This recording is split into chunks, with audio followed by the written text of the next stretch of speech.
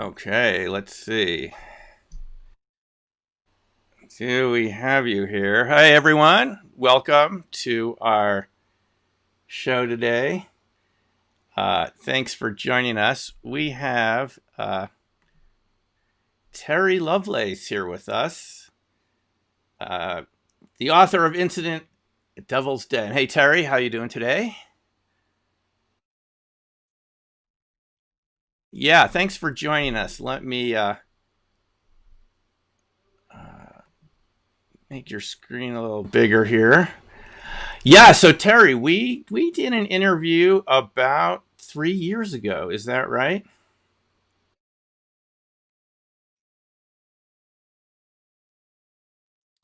Yeah, and hold on a second. I'm just going to line up our. Let's see. I'm going to line up our screens here.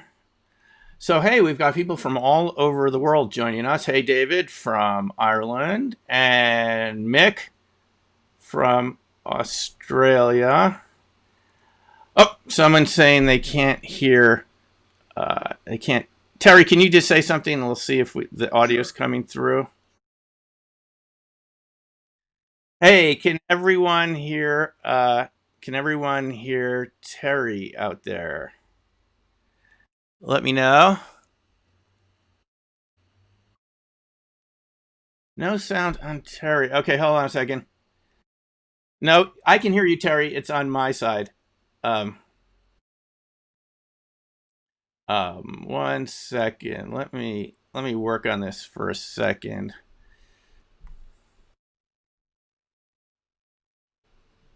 No sound on Terry.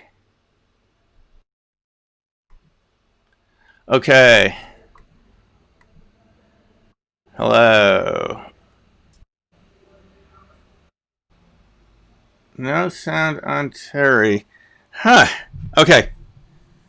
We're gonna put you louder. Let's see. Terry, can you say something? I'll go through my mic here.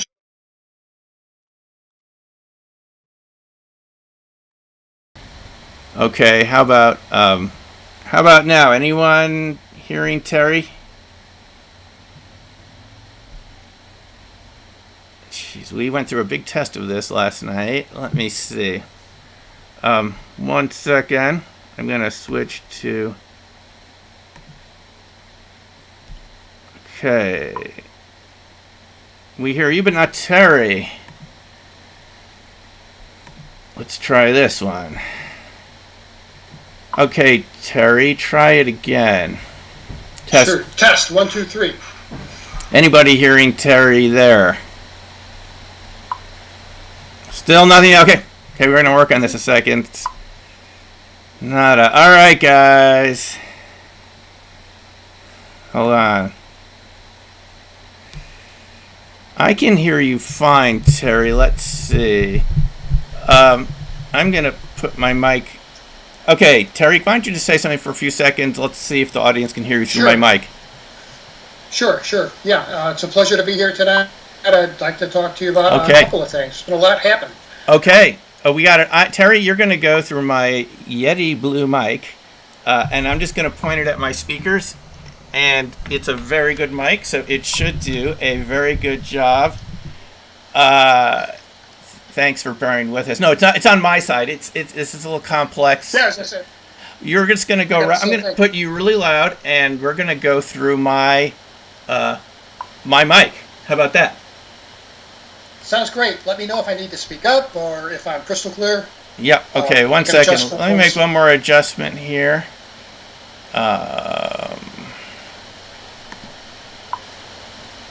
Okay. Whoop.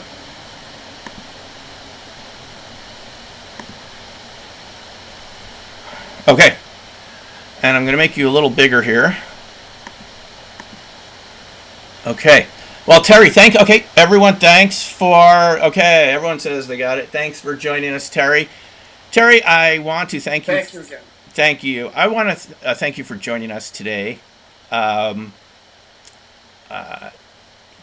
is the author, just for those of you who haven't read it, of Incident at Devil's Den. I'm just going to show it on the screen here for a second. True story by Terry Lovelace, which details, it's a fascinating book, and it details Terry's ET encounter since he was a little kid, all the way through the time when he was working as a small town lawyer, into his days working as an Air Force medic, culminating in a rather terrifying encounter with a buddy camping one weekend in the Ozark Mountains, is it, Terry? Devil's Den State Park? It is Ozark Mountains, northwest Arkansas. Yeah. And Terry was another courageous person to come forward and tell us his story. Believe you me, the Air Force did not want this story getting out. Am I right, Terry? They did everything they could to separate you from your buddy, to hypnotize you. We've heard about this before. This is becoming a recurrent theme in armed services witnesses. Yeah. And that's how it all comes in. But Terry, where would you like to tell us where you'd like to start? What do we need to know about you and these experiences? I want people to ask questions as we go along. And Terry, feel free to tell us what's going on, how things started, what prompted you to write the book, so forth. Sure. 10 seconds about my background real quick. I joined the United States Air Force immediately out of high school in 1973, and I spent 6 years on active duty from 73 to 79. I was a medic, trained as a medic and certified as an EMT, was a first responder, drove an ambulance, worked the night shift. My friend and fellow abductee is a guy I refer to as Tobias, and the event happened in 1977, and I'll get into that. In depth. Got out of the Air Force at the end of my enlistment, finished my undergraduate degree in psychology, got a law degree from Western Michigan, and made my living first in private practice, then as a civil servant for the rest of my career. Retired in 2012 from the state of Vermont, and moved to Texas to be near our kids and grandkids. So with that said, I'll tell you about my first experience. I was 8 years old. It was 1963. And I was in my backyard in South St. Louis City. It's an urban area with kind of 120-year-old row houses made of brick, and everyone pretty close together. And it was a beautiful May day. My mom had the windows open. I could hear her listening to television. There was a lot of noise, and there always was. Cars and trucks, and women hanging up laundry and gossiping, and men cutting grass, and cats and dogs, and cars and trucks, and just a lot of noise. And a relative had given me an adult bow and arrow set. At 8 years old, I don't know why he would do that, but I wouldn't give my kids anything that lethal, but it was a lot of fun nonetheless. I had a bale of hay set up, and I was shooting these target arrows into this bale of hay.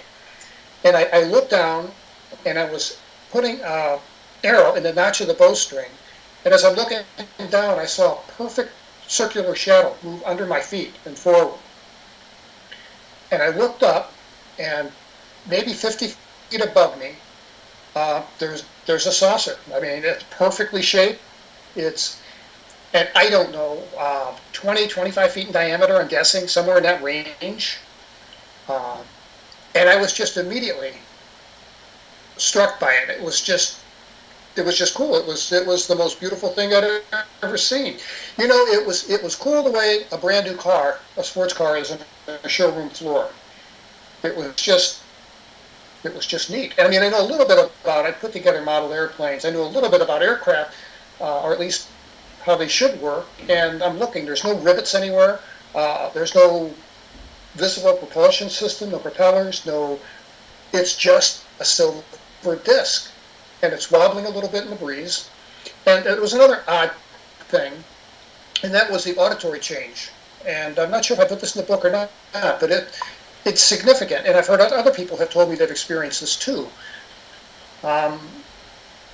When I looked up, all the noises in the neighborhood were muted.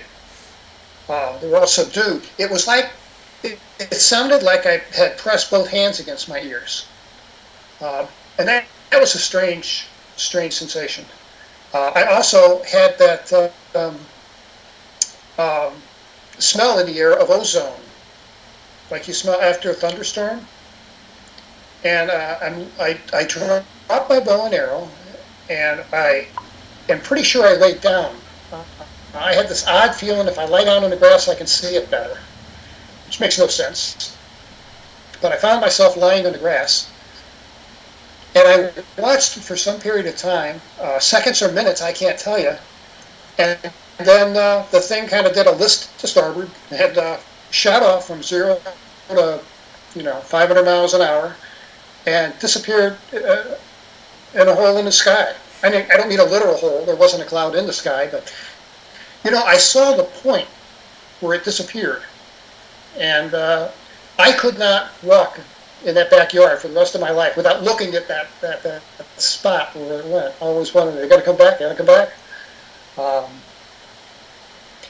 It was a very positive event for me. It was exciting, it was fun. Nobody believed me. Nobody in the neighborhood saw a thing, which I don't understand.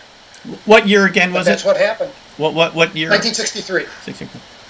Yep, I was 8 years old in 63. So, and then 3 years later, I'm 11, and I'm in my second-story bedroom, sound asleep, normal evening, nothing unusual, and I woke up with this flood of lights through my bedroom window, my second-story bedroom window, and it woke me up, and I thought, maybe a fire truck, across the street, something. And I walked over to the window, and we lived at a drafty old house. It had Venetian blinds, and then over that were a thick layer of curtains. So I pulled the curtains back, and I flipped up the Venetian blind, and outside my window, so close that if I could have raised the window, I could have stepped onto the top of it. There was another saucer, same size. It was a very cold, bitterly cold January night, and this said there was like some kind of steam underneath the thing, like a cloud of fog. And like I say, it was close enough I could have stepped from my window onto the top of the thing. And I remember feeling very satisfied because last time I didn't get to see the top side of it. I only saw it from underneath. The lights were coming from a small dome in the center, and they were flashing at irregular intervals. They were white and yellow and green, and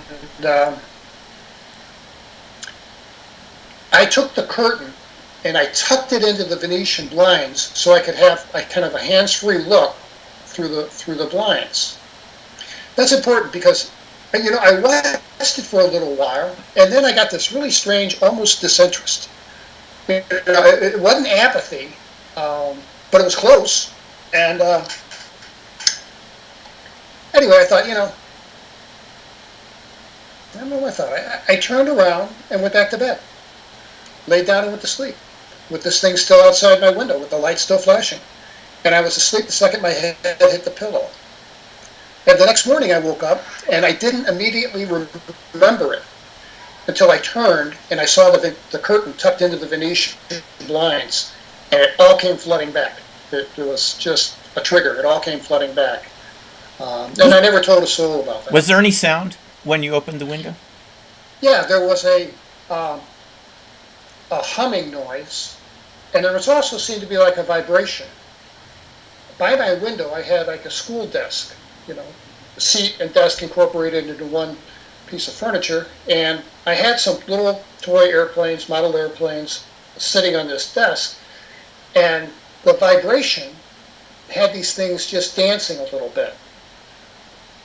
And one had fallen on the floor, and I almost stepped. I thought, how'd that get there? I could break that. And like I said, and then I saw the curtain in the window, and everything came flooding back. So you woke up in the morning, and the plane was now on the ground, upside down, like something had shaken it off from that table?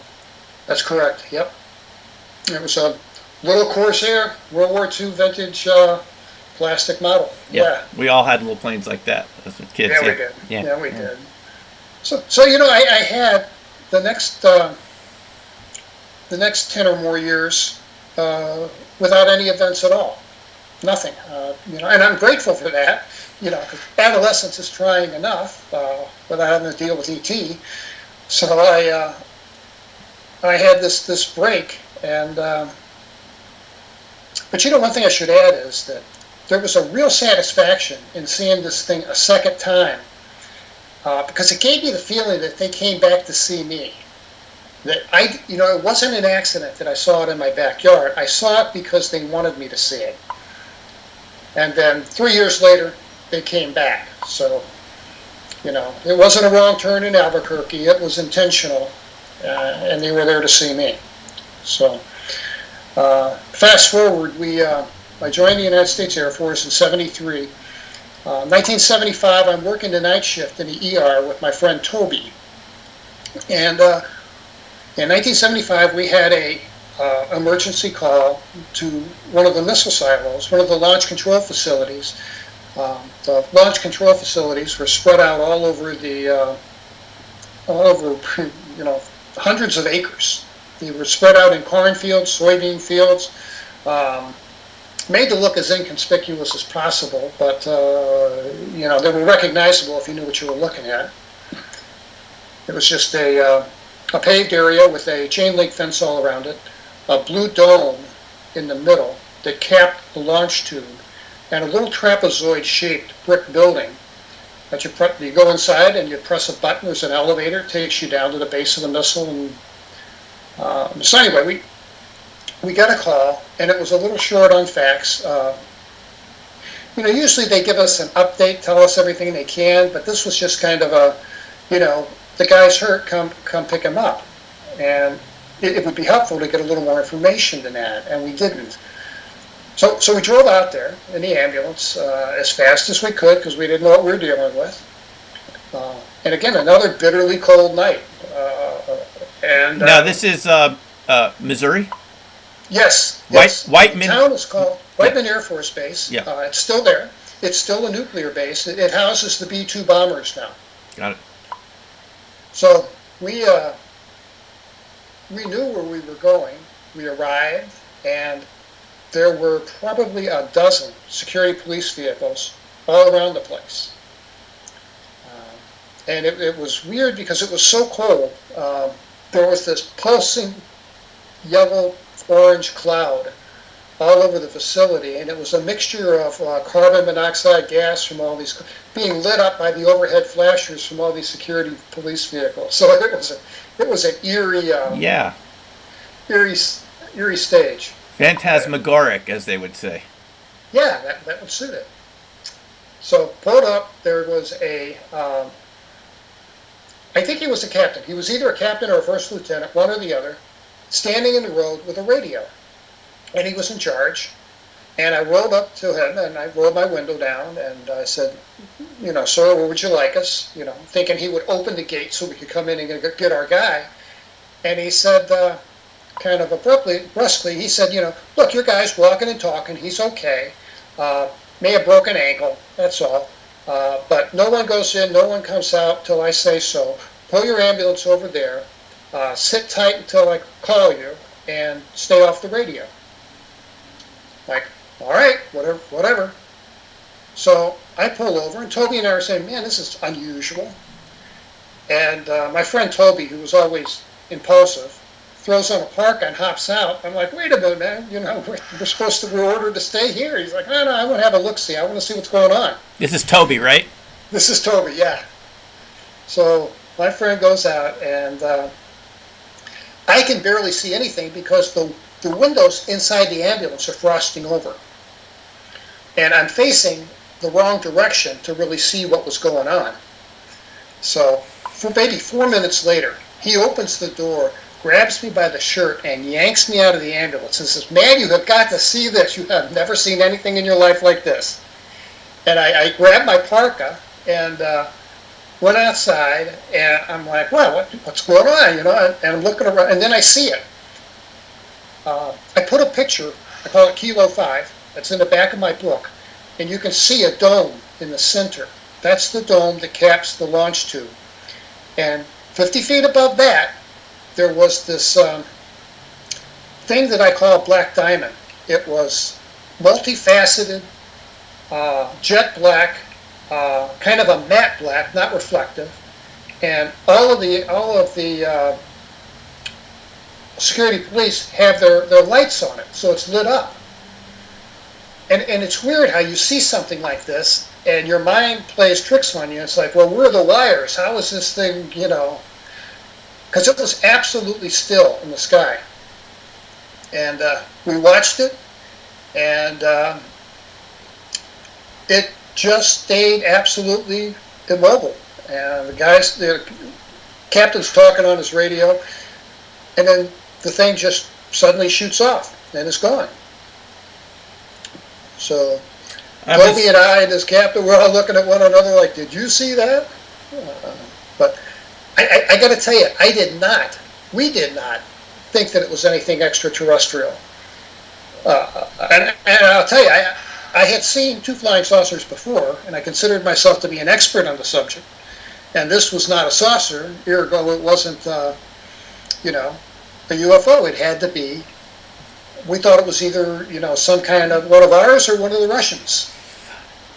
Yeah, you said it in the. I have a picture here. It's at the back of the book, right, on the Kindle version. I'm looking at it. So this was your typical missile silo, right, for the Minuteman III. These are Minuteman III, so it's a typical one in the 70s. Minuteman II. Minuteman II. Okay, Minuteman II, of course. And so this black diamond-shaped object. You said the size slightly larger than a VW van. Is that right? Yeah. Well, about the size of a full-size van. Full-size van's hovering right over.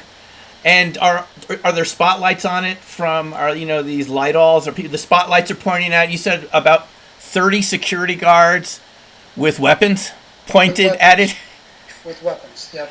They always had weapons. They weren't aiming at it, but they all were, crouched down, taking cover as they could. Taking cover, and you said the commander had his mouth open. He was staring open.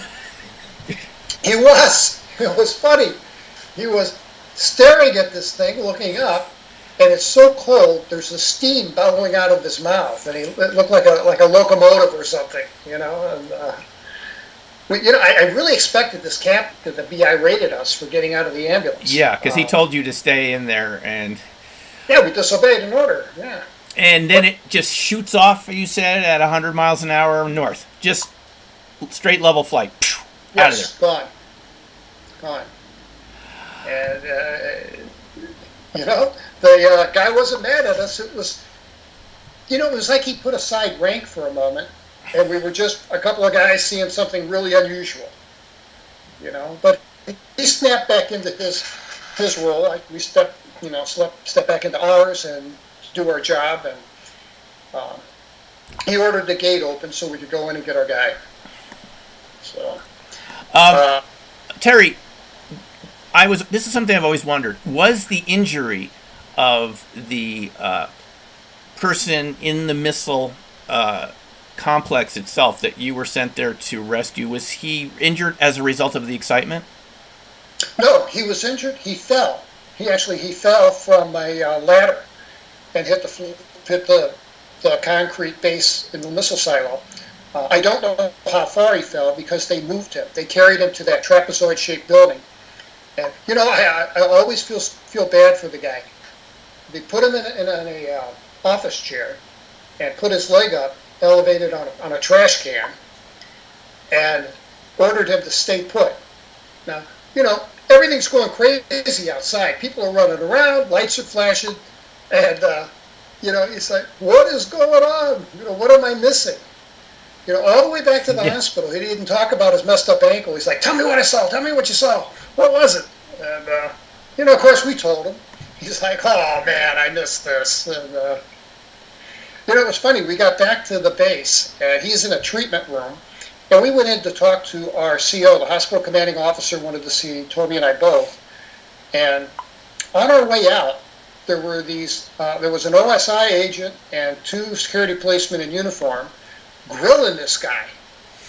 I mean, just asking him questions. But he hadn't seen anything. It was he hadn't seen nothing. Yeah. That really came out. What did this the base commander the next day wants to talk to you? Is that right? And what does he tell you you saw? What happens? You go to see someone higher up, right? And Yeah, well, they that want. was the same night. That was the same night, actually. When we got in, Yeah. I was going to file my hospital report and my run reports. I only had one for the night. And the hospital commander was there. Now, he was a younger guy. He was a good guy. He was a good officer. And he said, I need to see you guys in my office. I said, sure. So we went in his office, and he did something curious. I gave him, he wanted to see my report, and asked me if it was clean. And I know what he meant by that. He said, you didn't put anything in there about this thing in the air. And of course not. Of course I didn't. Of course you didn't. But he took a black magic marker, a felt tip pen, and he redacted all of the times on my report. And I thought that that's very peculiar. They made photocopies and said, I'll file your report for you. And then he got serious, and he said, boys, I'll tell you, what you saw out there was a prototype helicopter, okay? It's classified, so that means no talking about it. Understood? I know you're two smart guys. I know you won't go run your mouths. And we said, yes, sir. And we really thought that it was either one of ours or a CCCP, something from the Soviets. And the thought of it being extraterrestrial honestly did not cross our minds. And of course, we ran our mouths. We told everybody we knew. We were like auctioneers telling them what we saw. Because the security police guys out there did the same. But you said that the look on his face told you everything, that he was clueless, because they don't do live tests over armed nuclear missile bases like that, would they? I mean... Not as a rule, no. No, not as a rule. So... No. Without... We both... I mean, the guy wasn't out there. How does he know what we saw? Yeah.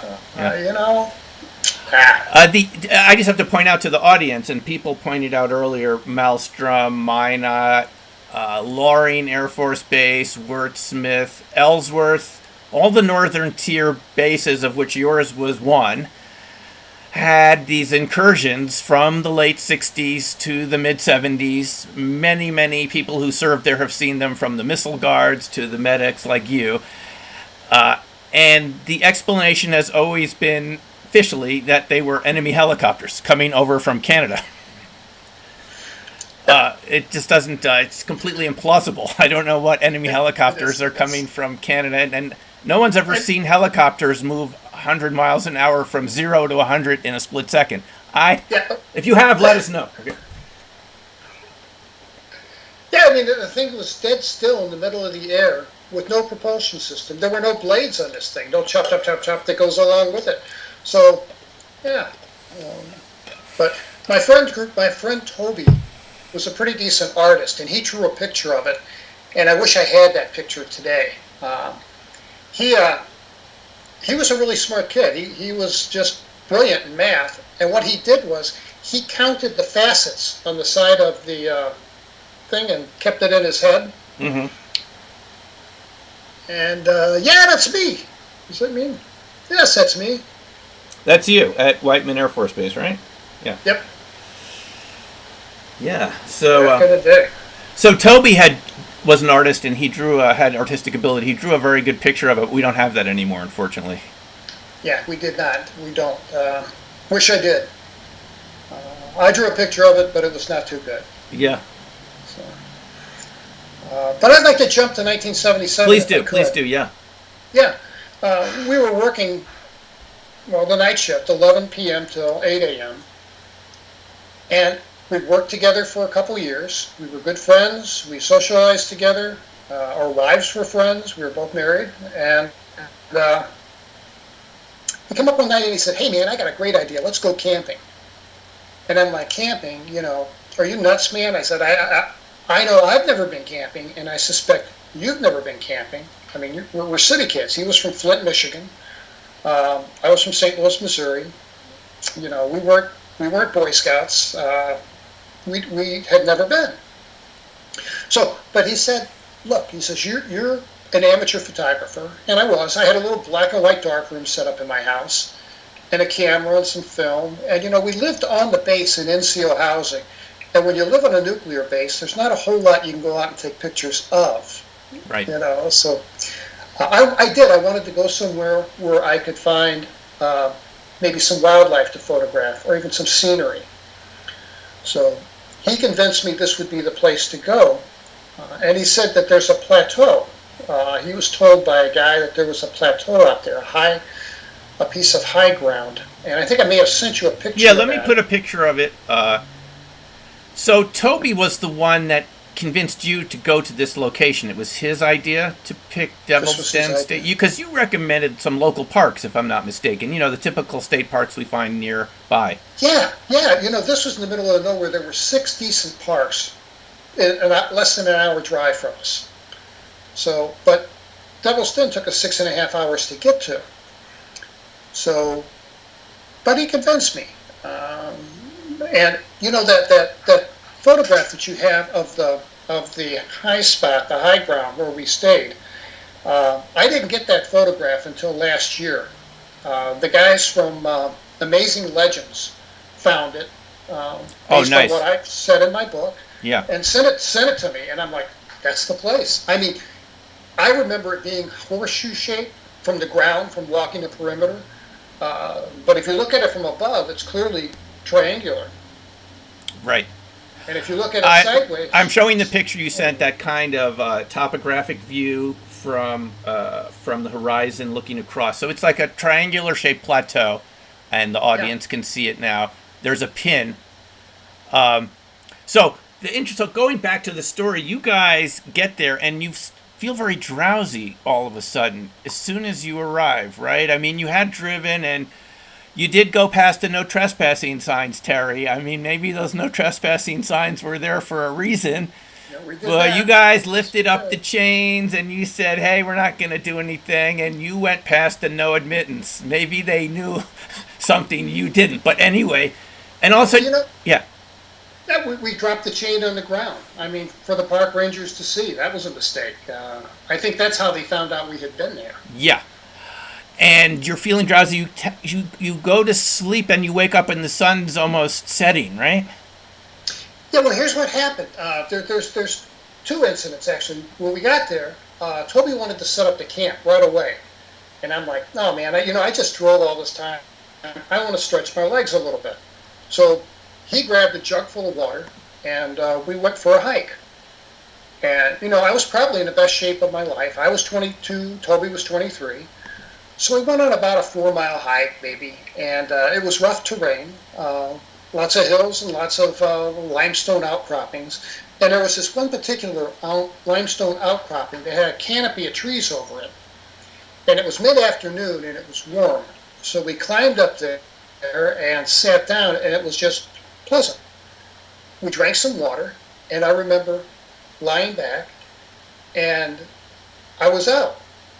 And you know what? I should have been tired, but I should not have been sleepy. Sleepy and tired are 2 different things. And the next thing I recall is Toby kicking me, yelling at me to get up. And I opened my eyes, and I immediately knew it was getting close to evening. And Toby's in a panic. He just woke up, and he's like, man, if we don't get back to the camp, we're going to have to spend the night out here. And I didn't want to do that. He didn't want to do that. And I don't understand that unscheduled nap and never will. But we made our way back to camp. We set up camp. We ended up, there were a series of missteps in this whole camping trip that, we were just inept, and that wasn't us. I mean, I don't get it. But anyway, we using the headlights from my car on high beam, we had enough light because the sunset was setting quick. Toby got the tent put up. I gathered some firewood as best I could. And, from there on, it was a very pleasant evening. We had our campfire going. We were on either side of the campfire on inflatable air mattresses and a tent in back of us. So we're laying back and we're talking. And I remember telling Toby, I remember saying, man, I understand the allure of this. I could see where people would think that this is cool because it really is very pleasant. Right. And he said something, and I don't remember what. And this is when Now, this sounds like something out of a movie, and I say it in the book, and it sounds cliche, but it's absolutely true. And other people have told me they've had similar experiences, and that is that the sounds of the forest, the tree frogs, the crickets, the insects, whatever it is out there that makes noise, was loud. And it was so loud that we were, had to raise our voices to talk to one another. Those sounds stopped. I noticed they had stopped. And it wasn't only the insects of the forest, it was the breeze too. We had enjoyed a nice little breeze because it was cooling down, but it had been hot during the day. And the breeze felt nice, and the breeze stopped. And I recall looking at a tree directly in back of our tent, because we camped on the tree line, and I could see it from the fire. It was kind of lit up. And I noticed that I didn't see a leaf move, not a millimeter. And it just had an unreal sense to it. I can't really put it into words. I'll say this, had I been there by myself, I'd have been gone. And I asked my friend, like he would know, hey man, is this normal? And he's like, yeah, look, we've been laughing and making a lot of noise. He says, all that'll come back. But it never did. And we were laying there, and Toby's got his head turned to the left, and he's looking at something. And I'm just about to ask him, what are you looking at? When he asked me, Terry, were those lights there before? And I'm like, what lights? Because I can't see the lights because his torso's in the way. So I had to back up and kind of half stand to see them. And on the horizon, there was a tight little triangle of 3 stars. And they were too high off the ground to have been lights from a train or a parking lot or something. And they were also absolutely stationary, so we didn't think that they were lights from an aircraft. So while we're watching these things, they rotated. They did a turn like they were on an axis. And we got pretty excited about that. And then the thing started to ascend. It started to go up into the air. When it turned, it aligned itself with the base of the triangle parallel with the horizon. And then it started to climb up. And as soon as it started to climb up, or shortly thereafter, is when I felt this wave of calm wash over me. And I had other people tell me they experienced this too. Kind of a mild disinterest. I wouldn't go as far as call it apathy, but I felt more like an observer than a participant in the events. I don't really have adequate words to describe the mood because it was strange. So no conversation between us, no dialogue, no, what is this thing? The only thing I recall Toby saying was, quote, they're really moving now, referencing the what looked like 3 stars. And it was a beautiful, beautiful night, like a trillion stars out. So the sky had a bluish quality to it, light blue. It wasn't black. And we could see this thing. And as it passed, it grew bigger. I mean, it exponentially grew bigger. The 3 points of light always remained equidistant to one another. And it got bigger, and as it would pass over fields of stars, they would blink out until the thing had passed. And it went up. It looked like it went straight up and hit like a ceiling, and then started a steep decline. And there was no doubt it was headed in our direction. And I felt no anxiety whatsoever, minimal interest, no fear at all. And I'm sure my friend was in the exact same frame of mind. And this thing came to a stop about 3,000 feet over this meadow. We're camped a little bit off to the side, and this thing was big. I mean, it filled that entire meadow. And which I don't understand why that meadow is not covered with 40-year-old mature trees by now. That makes no sense to me. Right. So we're looking at this thing, and it's interesting. And from the bottom, there came a beam of light, and it was a white light. It was a visible light. It was like a high-power searchlight cutting through fog. You can see a column of light. this had that same character, but there was no fog. It was just this light. And like someone flipped the switch, it was on, and it landed in the middle of our campfire and stayed there for maybe a minute. Might have been less. It landed there, and we looked at each other, but neither of us said anything. Then as soon as that turned out, then instead there came this bluish purple laser. Now, lasers were fairly new in 1977, and I had only seen them on television. But this thing would land, this laser beam, the best way to explain it is it looked like it would land at one spot, stay there for maybe a tenth of a second, and then reappear in another spot in the next tenth of a second. So it gave the illusion that this light was dancing all around our campsite. It struck me 2 times in the chest. I never felt a thing. It struck the car, the tent, and I had the feeling this thing's checking us out. I don't think the word scanning was in my vocabulary then, but it was checking us out. And that lasted maybe 3 minutes, and then that turned off. Then there was nothing, and we sat there for, I'm guessing, 15 minutes with no conversation. This thing hanging up over the meadow, and my buddy stands up and says, "Show's over," and starts walking to the tent. And is this? I'm just going to hold the picture up. This is what we're talking about. Yes, if your audience can focus on that, that's a drawing I made. You might hold it back a little bit. I think it'll be better focus if you hold it back. Yeah, a little bit more. Hold it back a little bit more. Well, no, that's out of distance. Yeah. There's a spot where it comes. There we go. Back another inch.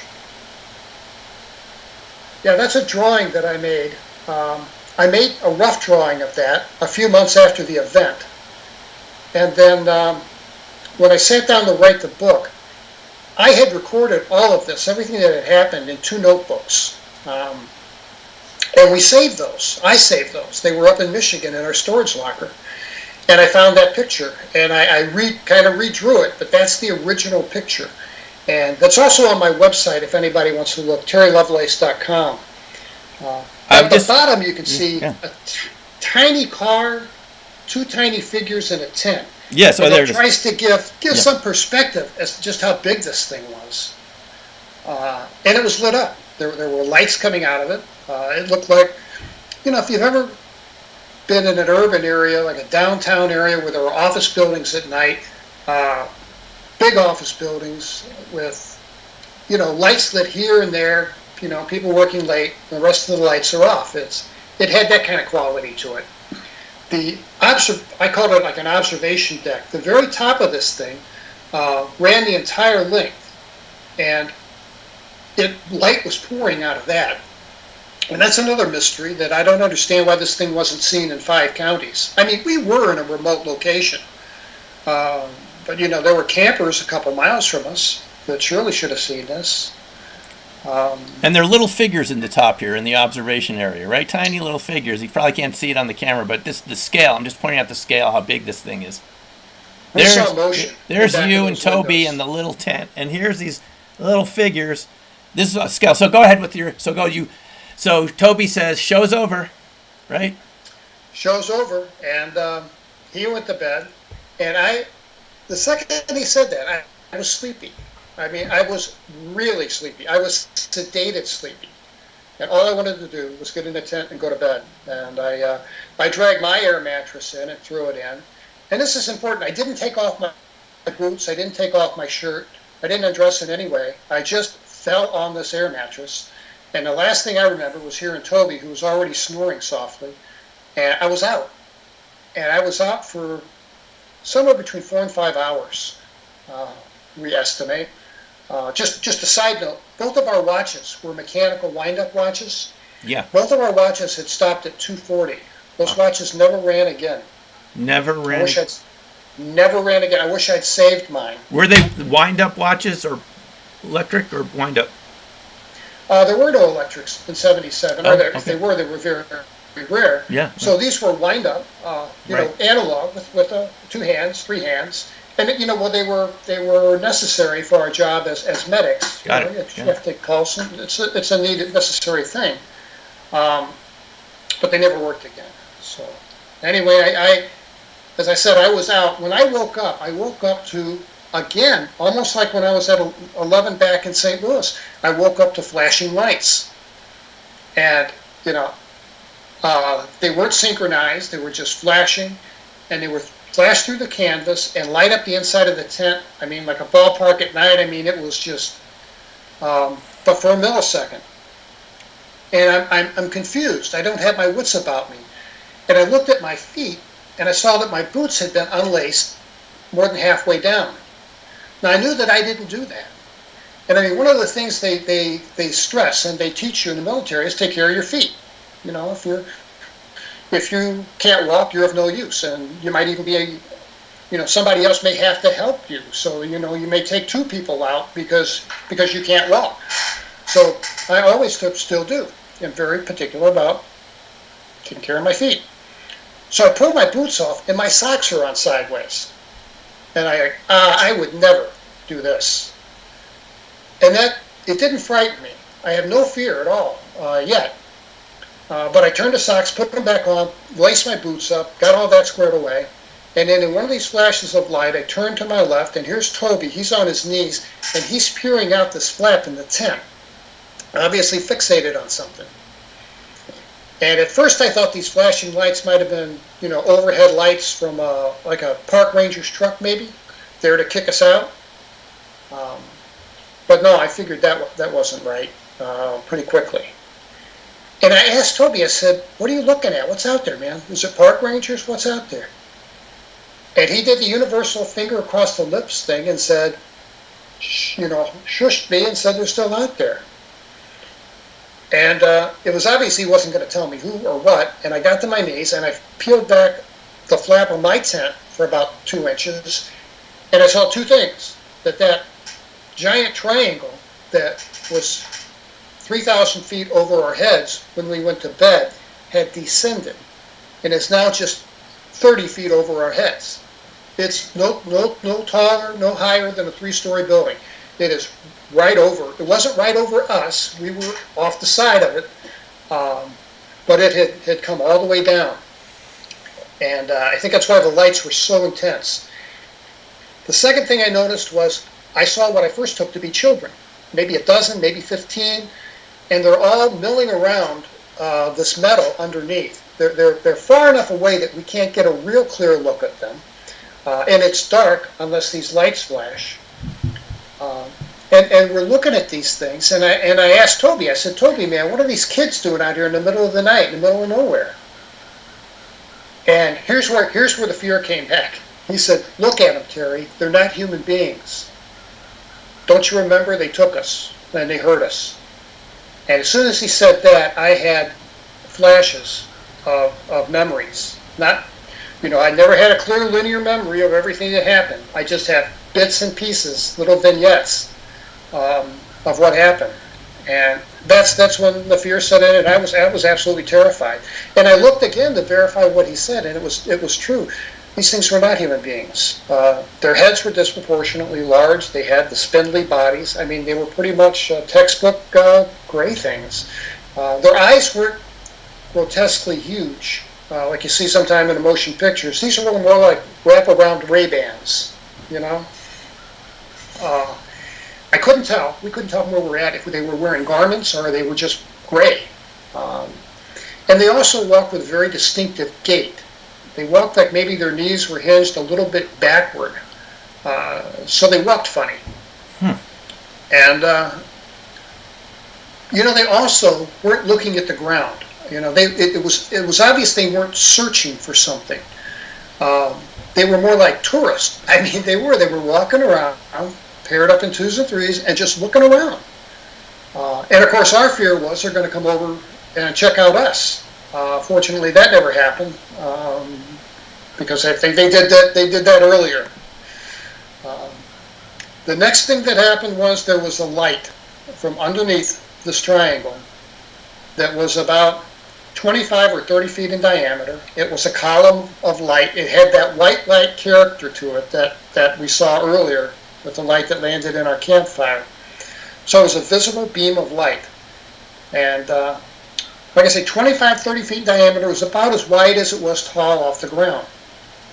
And these little guys, in twos and threes, would walk into this light, and they would just evaporate. They would just dissolve. And we watched, and we're terrified. We're relieved when we see the last two step into the light and dissolve. And as soon as they were gone, the light clicked, the light shut off, like hitting the switch. There was a droning noise that we'd heard so long we'd become accustomed to it. And that stopped. And then the silence was kind of obvious. And the lights that were on the points of the triangle changed to all white. And we sat back and we watched this thing take off. And when it took off, it didn't take off like a rocket ship. It took off like a hot air balloon. It just lifted off and went straight up. And we watched it until it was 3 points of light, and then 1 point of light, and then gone. So we were still terrified. I mean, we sat there probably for a half an hour. You know, I didn't want to go outside. I had a feeling of vulnerability being out in the open, and I still have that today.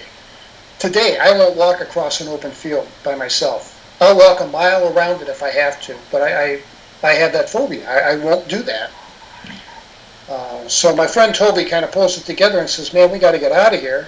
And I asked him, can you navigate me out of here in the dark?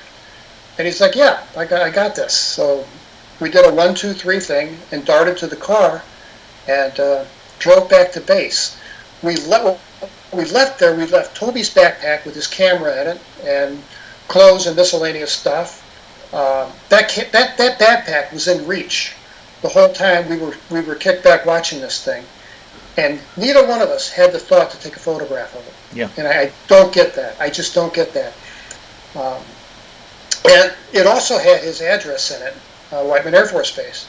So I think what happened, kind of putting 2 and 2 together, was that the park rangers found that chain across the ground the next morning, and they went in to investigate, and they found our campsite, and we had left everything there. The tent was up, the air mattresses were there, our cooler was there, everything. We left everything. We just wanted to get out of there. And I think that they thought we were coming back. So I just want to mention real quick, we were both hurt. We were both had like the worst sunburn I'd ever had without peeling or blistering. I got red, but I never blistered, never peeled. It was painful. And I had it, I mean, my scalp, under my arms, the soles of my feet, which I don't understand. I mean, everywhere on my body. It was just crazy. Also, I had, the most painful thing was, as we're driving north, we took off before the sun had come up. And as soon as the sun came up, my eyes were bothering me. And I had what they called flash burns. We both did. It's like a sunburn to the cornea of your eye. It's what an arc welder would get if you didn't put the mask thing down. And we were both acutely dehydrated, and we were admitted to the hospital, spent 2 nights and 3 days. And we were visited, I was visited, they kept us separated.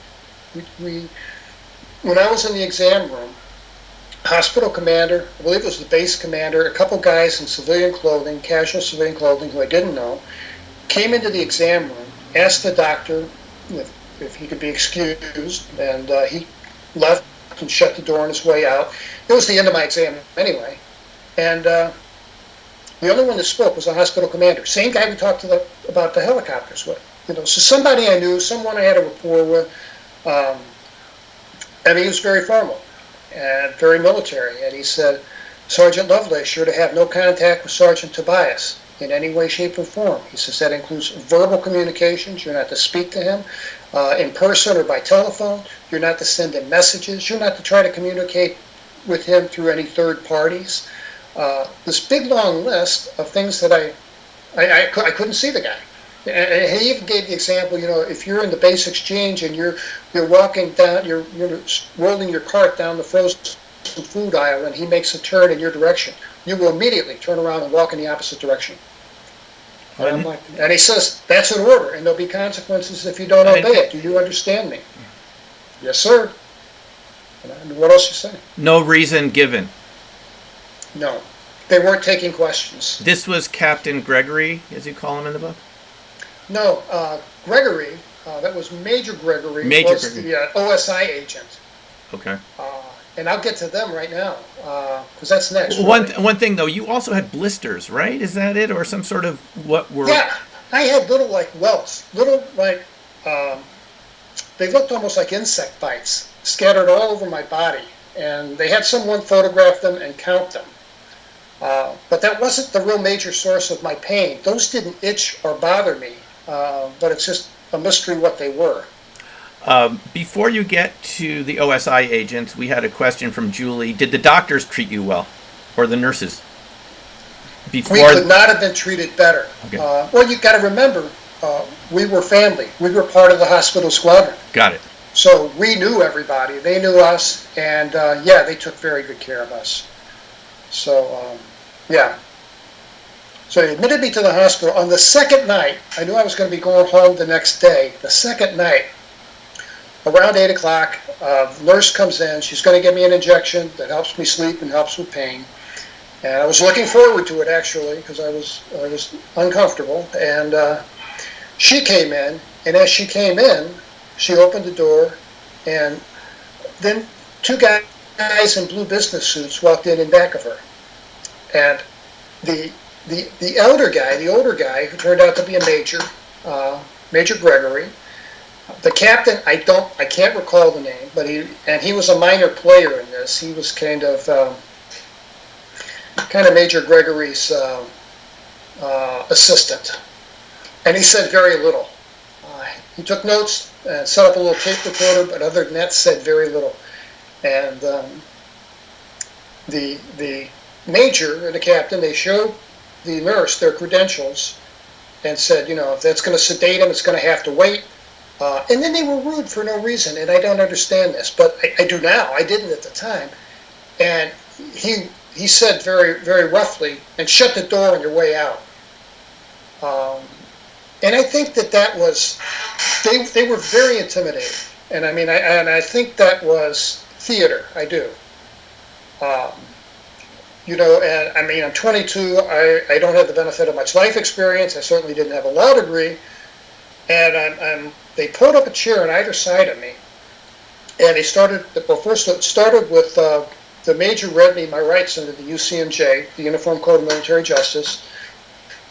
And he was an interesting guy. He had this flat top haircut that was popular in the 1960s. It was just way out of style in '77, but that's the image he chose. And he had an odd accent, like Mississippi or Louisiana, Alabama, I don't know, somewhere. He sounded like Calvin Parker, very much like Calvin Parker. And he wanted to know why we had set up a camp and why we had planned on coming back. And I said, sir, we had no plans on coming back. And he says, well, son, why did you leave all your stuff out there? And then he said something interesting. He says, you guys growing a little marijuana plot out there? Is that what this is all about? Now that scared me, because in 1977 there would have been severe consequences for that. He went through this interrogation, and like I said, in retrospect, it was pretty much theater. So they wrapped things up. The captain left, and it was just the major and I in the room. And this is really important. They had turned on the lights in the room, which they kept off because of my eyes. I was so photophobic from the flash burns to my eyes. And they turned them on. The major turned them on when he walked in. And I asked, sir, could you turn those out? That my eyes are really hurt. And, he said, I'm not going to work in the dark, son. And I thought, it's not the... So anyway, my point is, he turned the lights out. And he dropped this tough guy affect from his face. And he looked like a normal guy. And he got down close to my ear and he said this. He said, son, I know, and you know, you two knuckleheads stumbled onto something out there, and I think you know what I mean. Yeah, right. And I did know what he mean, but I knew this. I wasn't about to tell him I saw a UFO the size of Walmart, because I knew that I would be scheduled for a psych evaluation. It could be the end of my military career, my military service. Never a career, but bad things could happen from that. So Toby and I both agreed. The story was, we got sick that evening, we woke up sicker, we came home. That's the story. So I didn't answer him. I didn't answer his question. So he asked me again, he says, all I want to know is how many pictures you took of it, and I want your film. So I put two and two together. You know, I had the reputation of being a photographer in a hospital squadron. I think this guy was afraid that I had taken a 36 exposure roll of this UFO and had it hidden somewhere. And God, I wish I had. Yeah. But I didn't. So I said, sorry, I don't have any film. You know, tough guy affect comes back on and drops a business card on my tray table and says, well, you call me when you find it. And he left. And then, you know, I do want to mention, if we got time, I do want to talk about saying goodbye to Toby. Well, can I just ask a question? Yeah, sure. We had some comments from viewers here, excuse me, about 411 missing people and so forth. And I believe I remember from the book, earlier on you mentioned in the tent you just had memories of seeing like other people on the craft, 50 or 60 humans? They were in two classes. There were a group of people, a mixed bag of men, women, and children. And when I have a conscious memory of being inside this thing, and they had taken our clothes off. That's why my socks were on sideways, why my boots were laced up. And we were both holding all of our belongings, all of our clothing and boots in our arms like this. Yeah. And the only thing I could move was my eyes. And I was cognizant that Toby was right next to me. And to our right, but of course I couldn't turn my head. I could move my eyes, but I couldn't turn my head. I saw a group of at least 20, and maybe more, maybe it could have been as many as 50, people, men, women, and children, same situation we were in, but we were segregated from them. We were out here and they were over there, and I felt lucky for that. I felt like we didn't want to be over there. And one of the frightening things I remember from being inside this thing was I'm looking at them, and their eyes are darting all over the place, and they're all crying.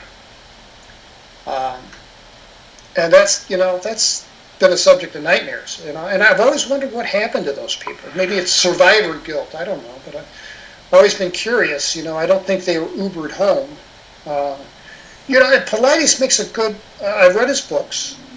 The fourth one is called "The Devil Is in the Details," and in his first books, he talks about Devil's Den. But a lot of strange things happen there. A lot of people go missing. So. The other group of humans that I saw, I believe, were crew members. And there were 6 or 7. They were young people, like we were at the time, 19 to 20, 21, 22, maybe. They were kind of a mixed bag. The tall guy was and they all had military haircuts. There was a petite Hispanic woman. I remember her, very short, hair in a ponytail. And these people would not look at us. They did not look at us. Of course, we couldn't speak or do anything to get their attention, but they wouldn't look at us. And the one guy went to what I assume was a panel in the wall. It was outside of my view because it was parallel with the left side of my body. And he did something, like he was working on a panel or something. It took just a couple seconds, and then they all walked away. So they all had on tan-colored flight suits with orange patches, round orange patches on the shoulders. And they were too far away for me to see what was stitched onto those patches. I would have loved to have seen that. Yeah. And they just walked away. Well, I noticed, too, that they all sure looked like military-issue combat boots to me. Wow. That is just... Yeah. So, Toby... You were going to go, I interrupted you when you were going to say your last meeting with Toby. Yeah. You know, this is something that I can't reconcile, and that is that when we left Devil's Den, we were changed. We were different people. So much so that I almost tend to view my life pre-1977 and post-1977. I think we went down there as teenagers and came back as adults. The other thing that happened while we were there was I suddenly felt a disdain for Toby that I did not understand. I had never felt before. He was my best friend, but I wanted nothing to do with the guy, and I could not understand that emotion. So when I got the no contact order, I thought, well, that's fine with me, you know. But I don't know where that disdain came from. Yeah, And I think Toby felt the same way. I mean, we drove 6.5 hours back, and other than getting our story straight that we went to bed, were sick, got up sick, and came home. Other than that, I don't think we exchanged more than 5 words. Now he was in a lot of pain. Whatever they did to me, they must have given him a double measure because he's curled up. I had this old Chevy with a big bench seat in front, and he was curled up on the bench seat and just in pain and with his eyes closed. I'm sure he was photophobic too. So a couple of weeks after the hospital, we're coming home from the grocery store, and we drive by. Toby's house is just 2 blocks over from ours, and we drive past his house. And as we're driving past, my wife is driving. It's her car in Gia. And I said, would you pull over? I want to say goodbye to Toby. You know, they got orders to Japan. They cut orders for these guys at light speed. It was just insane. And she said, you know, Terry, don't screw with these OSI people. They scare me. I said, well, they scare me too. But I just feel that to close this chapter, I need to tell the guy goodbye. And she was reluctant, but she did. And she pulled over, and I hopped out of the car. And I ran up, and the door was open. I just walked in like I'd done 100 times before and announced myself, hey, guys, you know. And Toby's wife walked past me and gave me a scowl, I mean, a dirty look, and said, you're not supposed to be here. And I said, I know. I just need to say goodbye to you guys and say goodbye to Toby, and I'm out of here. So I was in there no more than 4 minutes. So Toby must have heard my exchange with Tammy, and he came walking around the corner, and he walked up to me, and he was shorter than I was, and kind of a slight build, and he looked like a train wreck. I mean, he was always meticulous about his appearance. Now I know they were in the process of packing to move, but this didn't look. I mean, it didn't look like the same guy that I worked with. You know, his hair was all sideways. He hadn't shaved. He was in a dirty T-shirt. He was barefoot. And he walked up to me, and we're a foot apart, and I thought about embracing the guy. I thought that would be appropriate in this situation, and I didn't. And I held out my hand to shake his hand, and we went through this inelegant kind of, you know, back and forth until we connected, and I shook his hand, and I said, I just wanted to wish you well. I know you guys are out of here. And he looked up at me, and his eyes were bloodshot, and I could smell liquor on his breath, which was totally out of character for the guy. He was not a drinker. And he asked me, he said, it happened, didn't it, Terry? And I said, yes, my brother, it really happened. You're not losing your mind. And he said, yeah, but why us? And I said, man, I don't have a clue. And I looked up, I broke my eye contact. I looked down at my shoes for a second. And I ran out of the house, ran back to the car, and I felt shaken. I felt, you know, really kind of upset by the whole thing. So, yeah. Weird. Yeah, and what happened to Toby? Toby's a long story. Matter of fact, I have a second book that I'm putting out, hopefully in the next 4 weeks. But I'll give you a capsule version. Toby went to Japan, didn't do well, and ended up, he and his wife separated, and then Toby was discharged early. According to Tammy, he got a general discharge, which is kind of between an honorable discharge and a dishonorable discharge. And it was because of drinking. And again, this guy was never a drinker. I don't understand that, but he developed a taste for alcohol. But you know, Tammy moved back to the States, got married to this guy, divorced from Toby, got remarried. The guy she remarried was a long-haul truck driver, and she called Sheila one day because they had my parents' name and phone number. So they called my parents, got her phone number. She called me, or called my wife, and said, look, my new husband and I are going to be going through Lansing, Michigan on our way to Detroit. He has to drop off a load in Detroit. Would you guys be up for dinner? So my wife's like, sure, and looks at me, and I'm like, yeah, sure. And and the last time I saw Tammy was kind of awkward. But she explained that once we were sitting down, and she said, look, we were under a lot of stress. Toby told me this camping trip was your idea, and she says, I'll be honest with you, I blamed you at that time for my husband's decline. And I asked her to tell me all about Toby, and she told me as much as she could, and I could feel that I could sense that she was uncomfortable talking about her ex in front of her new husband. So I didn't question her as hard as I'd like to. We exchanged addresses, phone numbers, put her in our address book. And she told me that Toby was back in Flint, Michigan, living with his father, and gave me Dad's phone number. So she leaves. I call Toby's dad. Toby's dad answers. I told him who I was. He knew who I was. And I said, I'm trying to reconnect with Toby. Can you please have him call me? And he says, well, he's kind of in and out. But when I see him, I'll have him call you. Well, no, he didn't call me. And it was about 7 months later. It was the holidays. It was Christmas, and I dug out the old man's number and I called him back, and the phone was disconnected. So I thought, that's a loss.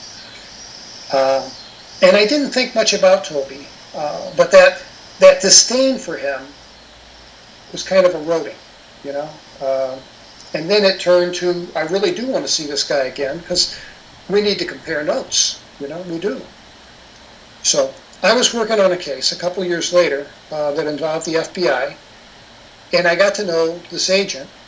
I'll just refer to him as Frank. And Frank was near retirement from the FBI and had plans to move to Florida and buy a boat. That was his big dream, and not a bad dream. And we would meet on Fridays after a stressful week, and have a drink at the bar, some snacks, and talk, and visit. So I thought, what? I bet he could find Toby. So one night I asked him. I said, hey, I've been trying to find this friend that I was in the Air Force with. Think you could find him? And he said, sure, I can find anybody, as long as they're not a fugitive, which is FBI humor, by the way. So I laughed to let him know that I got it, because tracking fugitives is kind of part of what they do. Yeah, I know.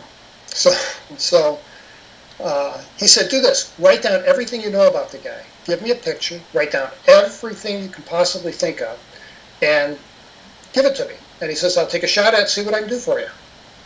I says, obviously, I can't open an FBI investigation. This is just a favor between us. But let me see what I can do. So I did that. I gave him a sheet of paper. Actually, it was a page and a half of everything I could remember about the guy that might be relevant.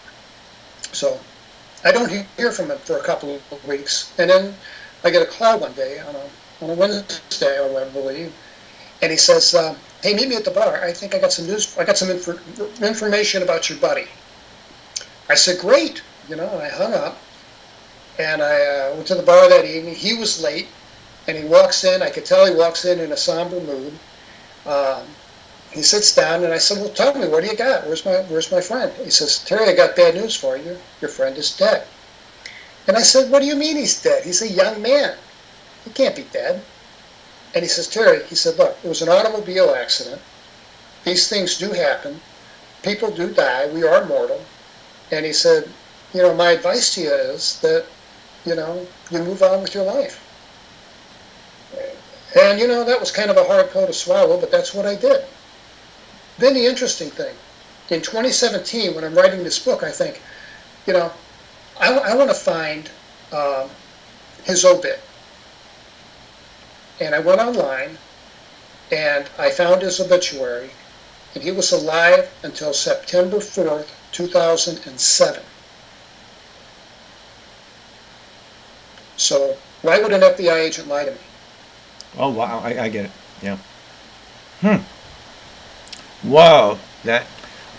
Terry, I have to say that in all of these similar types of cases at nuclear missile facilities, SAC bases, where two people, security alert team guys go out, they are separated just like you and Toby were and told not to talk to each other. We both know Gary Sterling, who I've interviewed on this channel, YouTube. Yes. Who I'm still in touch with, by the way. He's fine. Says hi. Good. They separated him from his buddy, who, just like you, they used to hang out every weekend. This was a guy from the Bronx in New York City.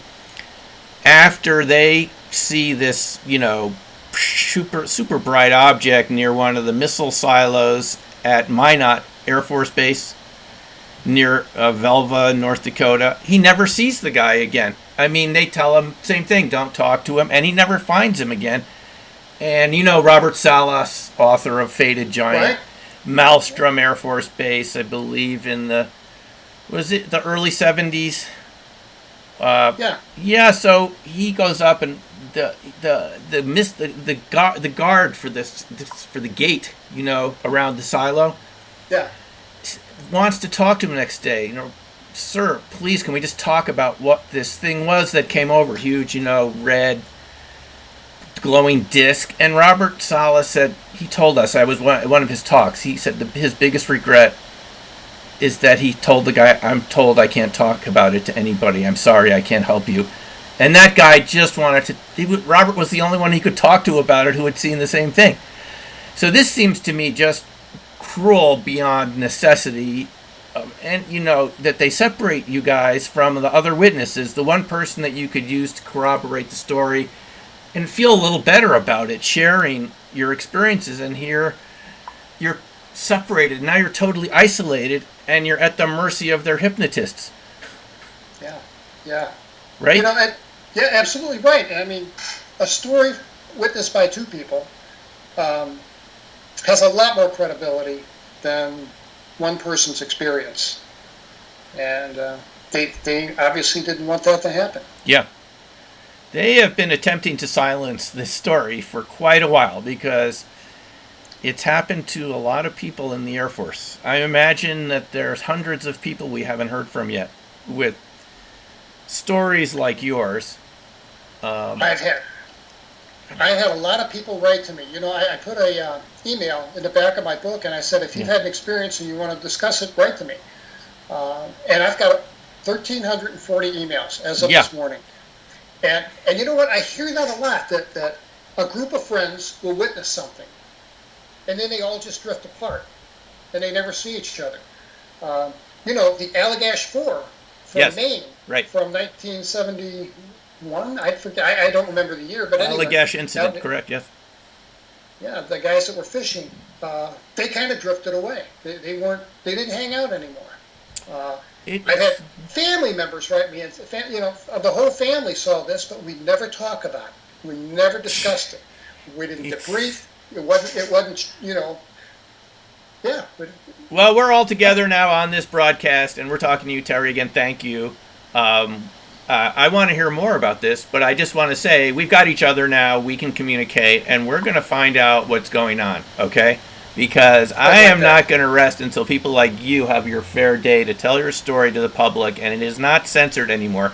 I mean, this is a civil rights issue, right? People who've experienced what you've experienced, you haven't broken any laws that justify this silencing act. You haven't, you may have seen something that the government didn't want you to see, but this is illegal, okay? I just want to say that, and I want you to continue. What happened after the hospital? You are they attempted to hypnotize you. I mean, what happens after that? Yeah, I had about a month had passed. They to separate us completely. Toby stayed at the hospital, but working a day shift, and they shipped me to a supply squadron.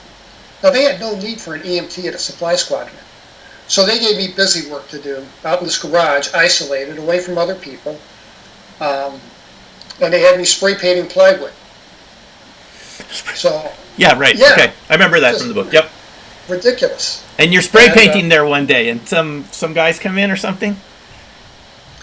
Yeah, the guy, the first sergeant from the squadron who had assigned me to paint these boards, I went in and said, look, I think I got them all done finally. Yeah.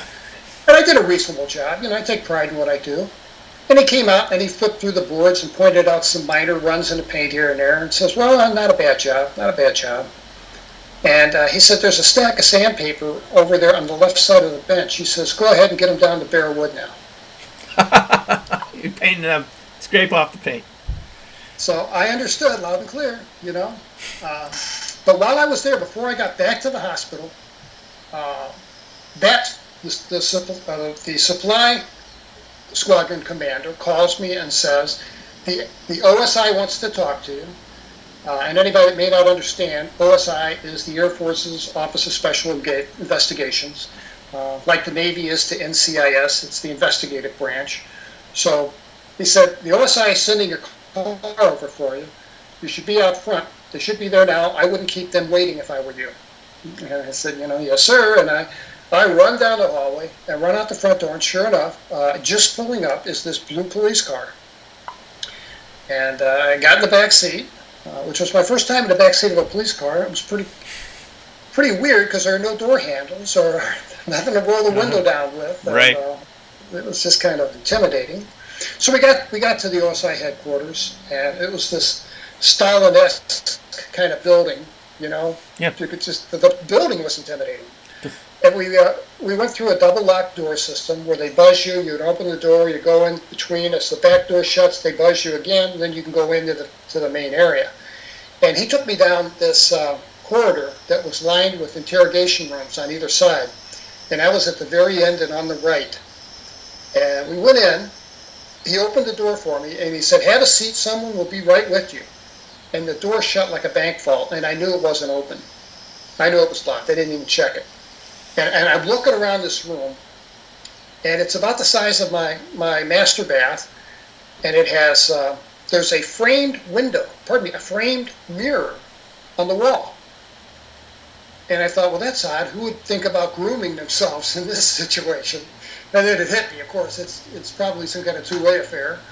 And there was a schoolhouse clock, electric clock above the door.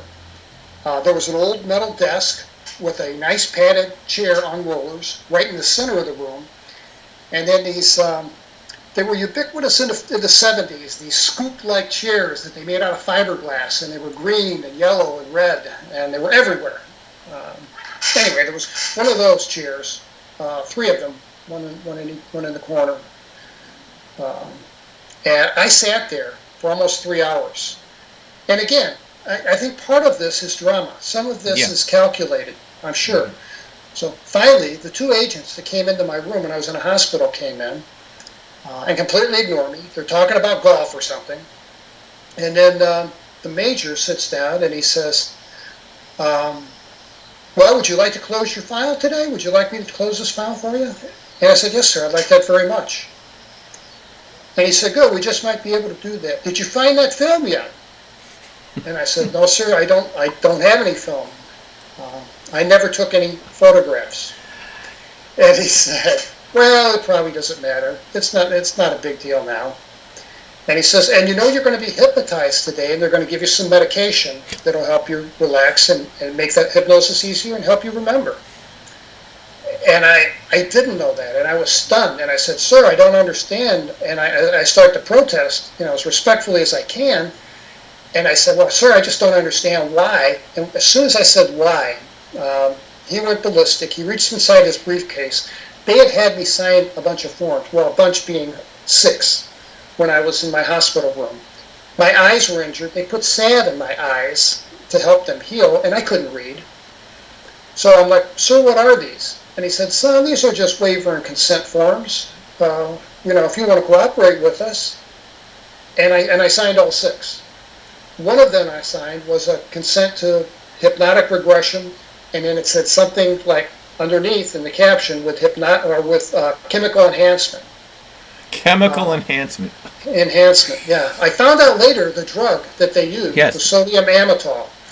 It's a short-acting hypnotic, so they had to give it to you several times. But I mean, it's bam. I was in the zone. I was somewhere else, and the major that came in, the OSI agent, kicked me out of the comfortable chair, and I pulled up one of those fiberglass ones. And then there's a knock at the door, and it's this major. The captain lets him in. He walks in. He's an Air Force major. Obviously, he's got oak leaves on his collar, but no name tag, which is unusual. And this is the guy. The major was Major Gregory. That was his name. This guy, we shook hands, and he said, "Sergeant Lovelace, it's so nice to finally meet you." And he said, "For purposes of today's little exercise only, would you just call me Brad? That is my name." And I just got this creepy vibe from the guy, And then he says, and for this little exercise today, may I call you Terry? And I said, "Sure." And then he said, "Terry, I have a very important question for you. Do you trust me?" And I thought, like, how I trust you? No, I don't trust you at all. But I didn't say that. I said the courteous, obvious answer, "Yes, Brad." And he had this little shaving kit under his arm, and he opened it up, and there was a white towel that he laid out, and there was a syringe with some yellow liquid in it, a piece of rubber tubing, Band-Aids, some alcohol swabs, and he kind of lays this out. He's humming while he's doing it. He's engaging me in conversation. I understand you're from St. Louis. And then we start this little chit-chat back and forth, and he's rattling off some landmarks and just nodding and smiling, and I'm starting to feel relaxed with the guy, and I realized that. And I'm like, uh-oh. And I put my guard back up, at least mentally, and I think he perceived that, because he shifted gears and kind of went into the purpose of the thing. By the way, when I protested to the major that I didn't want to do the hypnotic regression, yes, he told me, "No problem, Terry, you don't have to do this." He says, "I can tear these papers up for you right now, and we'll just see you at the court-martial." What kind of I didn't feel like I had any options at all. Just before we get to Brad again and the hypnosis, what would the court-martial theoretically have been? What would have been the cause of this court-martial? I mean, did you desert your post by going camping on the weekend? I mean, what military crime did you commit? I was not charged with a crime. I was never charged with a crime.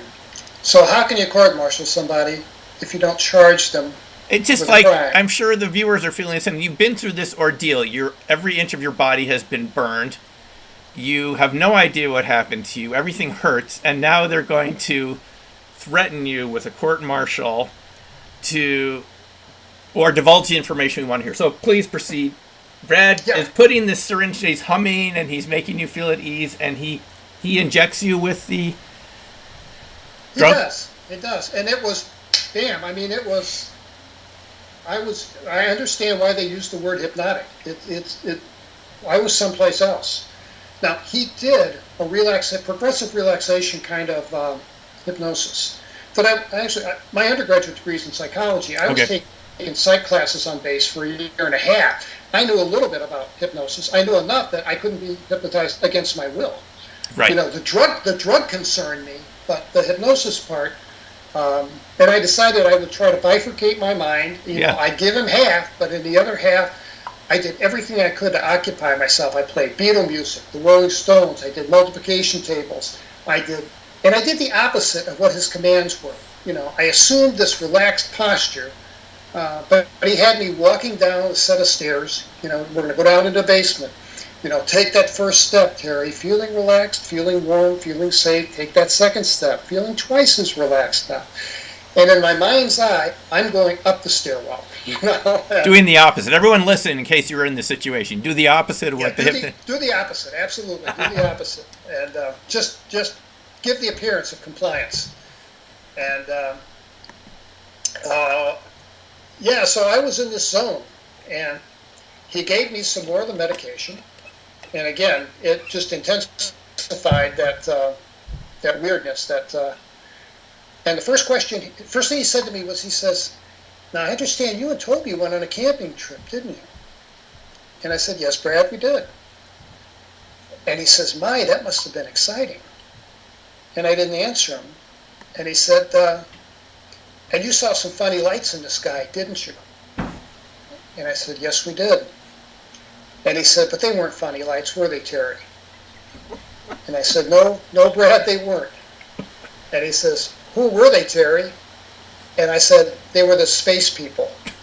And I could not believe that came out of my mouth. From childhood. Yeah. Space people, Yeah. okay. The space people. So this drug and his kind of failed hypnosis really did bring things up into my mind that I had buried.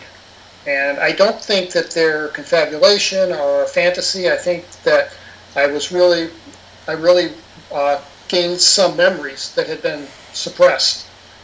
And I think that that's a very important fact, because I think people who go through something like this that don't have the ability to remember, I think that stays buried in the subconscious, and over the years it bubbles up, and I think that's what makes people neurotic, alcoholic, suicidal. There's all kinds of negative things that can happen from that. So at least I knew, and that was some benefit.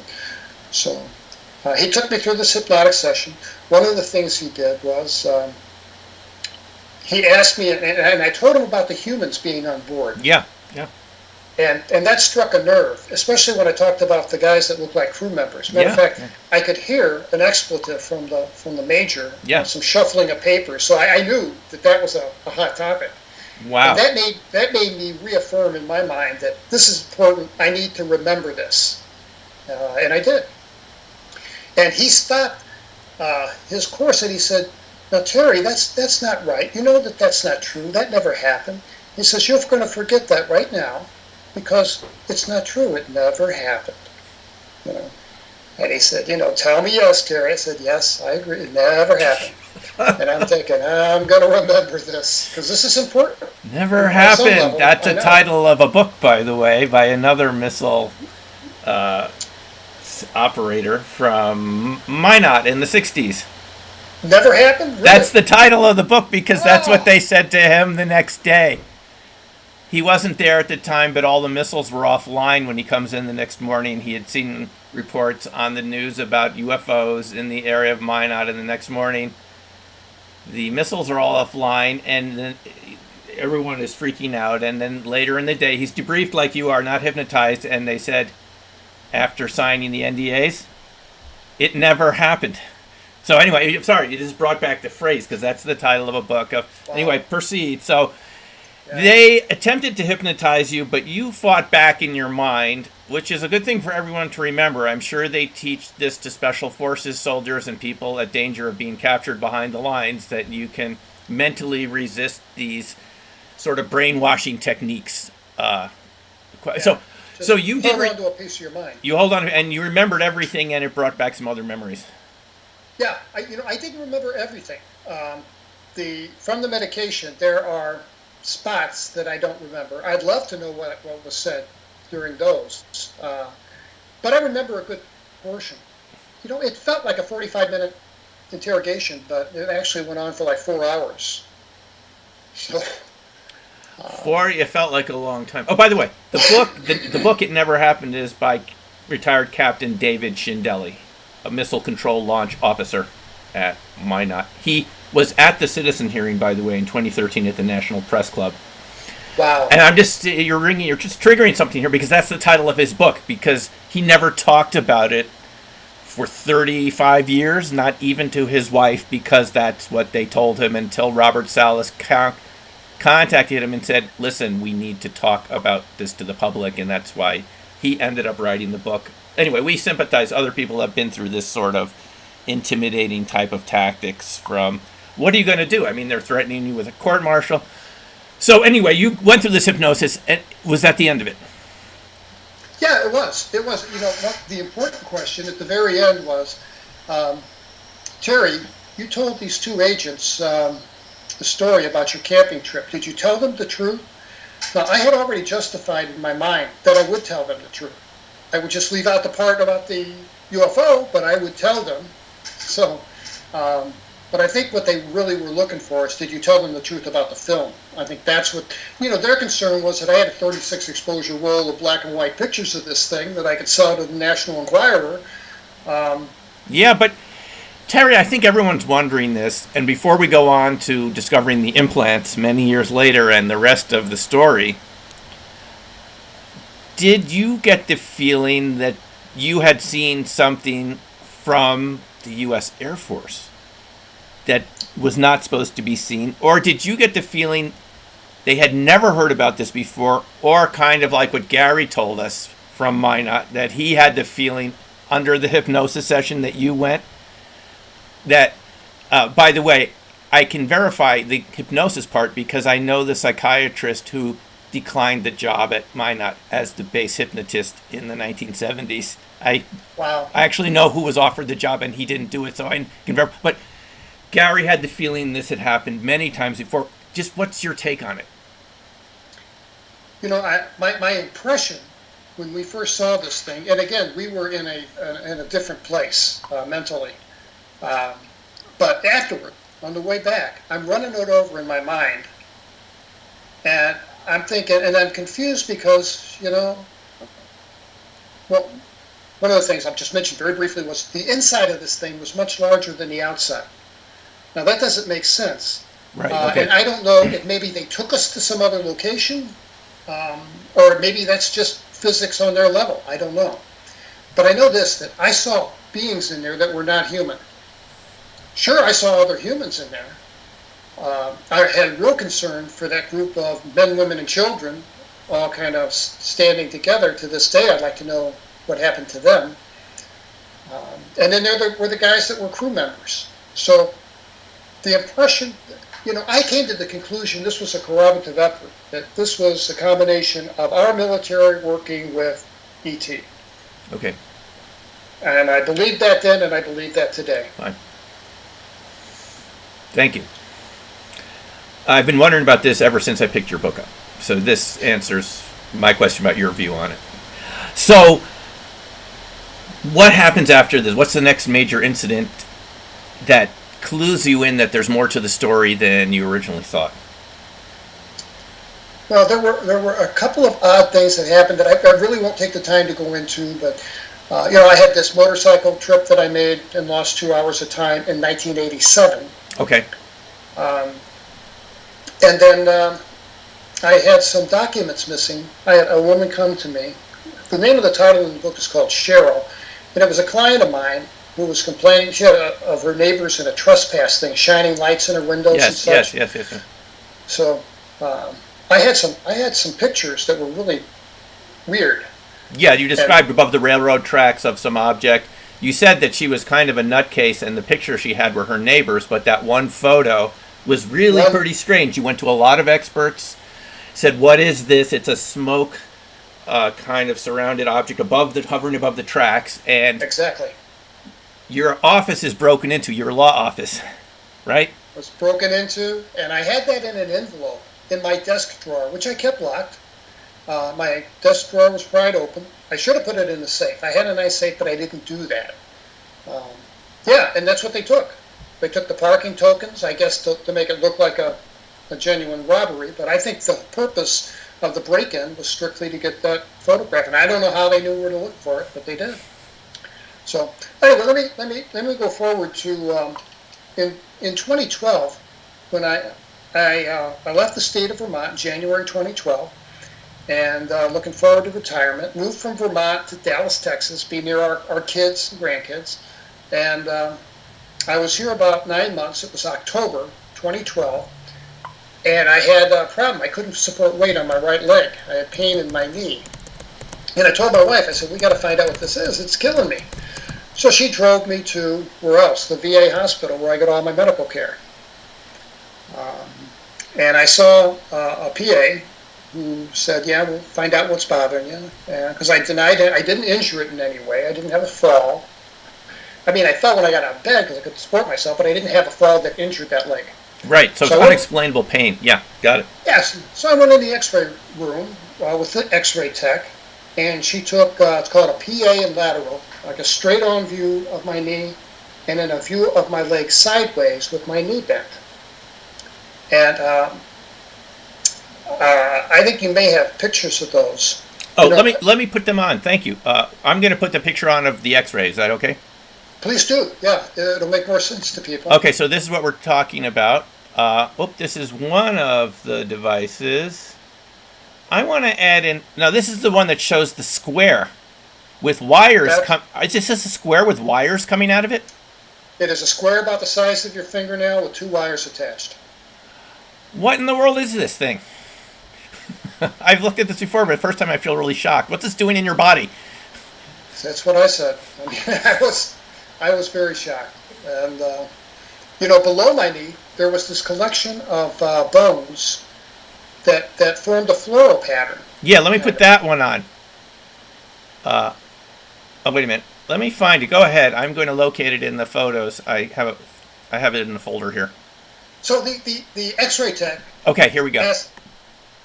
X-ray test asked me, have you been in an accident or something that would account for a piece of metal in your leg, maybe? And I said, no, I've skinned knee as a kid, but otherwise, no. She ended up taking, I found out later, 24 images. I was able to get from the VA about 6. So, and I pushed them for the other, for the rest of the film. I knew that there were more than 6, and they were like, well, they were poor quality, so we discarded them. And maybe that's true. I don't know, but I doubt it. Yeah, go ahead. Yeah, so she says, I'm going to have the radiologist come down and take a look at these for you right now. I mean, normally they would send the film to the radiologist and wait 4 days to a week for the radiologist to view it and issue a written report. So the radiologist comes in the room, and he's obviously annoyed. And he comes over and he looks at the films, and he walks over to me, and he kind of pokes me in the right leg and said, it'll be right here. And I'm like, what will be right here? And he says, you have to have a scar there. And I said, doctor, I don't have a scar there. And I might want to mention, because it makes more sense, I was a runner for many years, till I had my first heart attack in 2005. And every time, I didn't run marathons. I run 3 or 4 miles every day, but I ran every day. And every time I ran, since 1979, I would hit the 2-mile mark in my run. There was an area above my knee and lateral to the right that would go completely numb. And I could take a pin and define it. It was perfectly round and about the size of a $50. And then in 30 minutes, that would fade. And I asked a doctor about it. She told me, it's probably just a histamic reaction. I wouldn't worry about it. So I didn't. But what he did was, when he popped that x-ray of that thing above my knee that looks like an electrical device, yeah, it struck me immediately that that's right underneath this spot that would go numb on my leg. Mm-hmm. And that was shocking. And that was disturbing. And he insisted that I had to have a scar. He says, you can't violate the integrity of the skin and get something this deep in fascia, this deep on your tissue, without there being a scar left on your leg. Right. And he looked and he couldn't find one. And he was obviously rattled by that. Then I asked him, I said, Doctor, how often is it that you find an oddity like this in an x-ray and there not be a corresponding scar? And he said, never. He said, I've been a radiologist for 23 years. I've never seen it. He said, the scars can migrate. People gain and lose weight, but it's always there. And he says, then he turned his attention to the second x-ray and popped it up on the box. And because I hadn't seen that one yet. And he says, you've got some bones in your knee. And I thought, yeah. Well, aren't I supposed to have? And he popped it up and he pointed, in the middle of my calf muscle, there's this arrangement of bones that, on the original x-ray, they're kind of in a floral pattern. Yeah, I've got them up on the screen. And he said, number one, he said, I've never seen bone sprout in the middle of a muscle Yeah. before, much less arrange themselves in some kind of symmetrical pattern. And he said, I don't know. So, curiously, I got an X-ray report that came out that said, talked about anomalies above and below my knee and a impression abnormal knee. But the first radiology report mentioned these things above and below my knee. The second radiology report that came out a week later that should have, by medical standards, it should have been marked as an amended or a second report, indicating that there was a first. It didn't. So anybody that picked it up would assume that was the first and only report, and it made no mention of the things in my knee, which I found suspect. So, by the way, the pain that I had in my knee has absolutely nothing to do with these implants. Okay.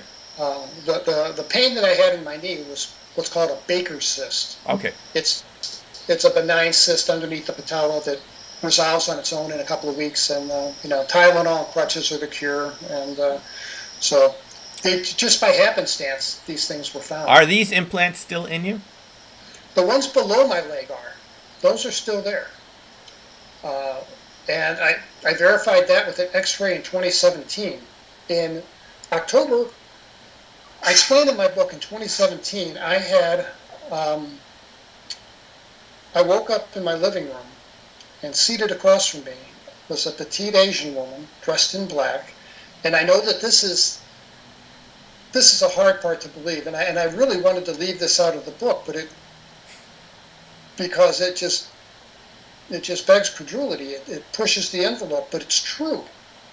I saw this woman in front of me, and I could not get the things taken out of my leg because of my cardiac history. I had to have a cardiac clearance letter. Nobody would give me one. Like the surgeon at the VA said, look, there's 500,000 vets walking around out there with shrapnel they'd just love to have out of their body, but it's a risk-benefit analysis, and if it's not causing a problem, we don't remove it.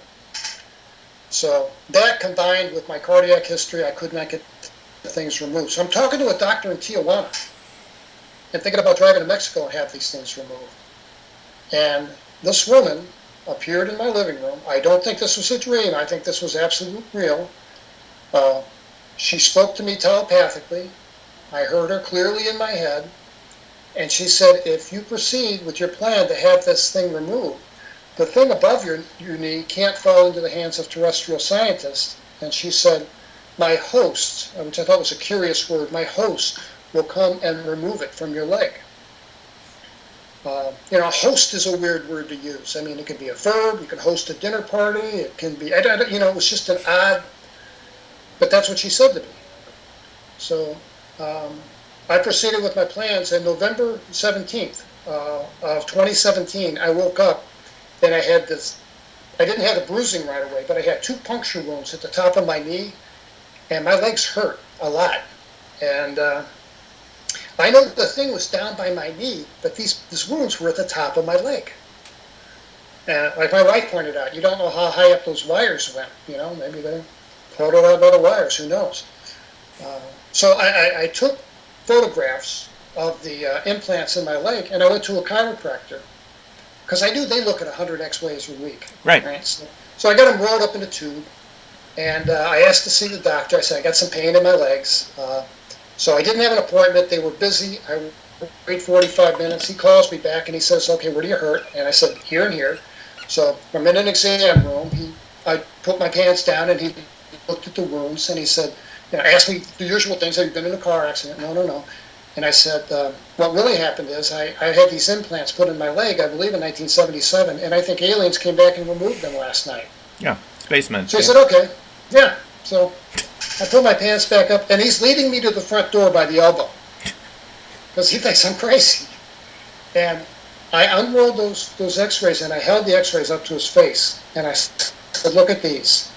And he stopped in his tracks. And I believe this guy had to be an experiencer, because the level of empathy I got from him was just through the roof. And we went back in his office, shut his door, people are knocking, the phone's ringing.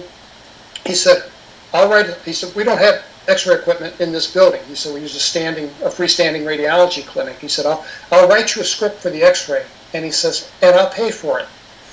But I want to see it. And he says, I want your promise that you won't use my name or the name of my clinic in your book. And I said, you have my word. So I didn't. And I got the films, and I looked at them. My wife and I looked at them. And sure enough, that thing that looks like some kind of electrical device was gone. And in the back of my book, I make reference to it. I got a call from the chiropractor that evening, and he said, did you see your x-rays? And I said, yeah, it's kind of good, kind of bad. I see it's gone.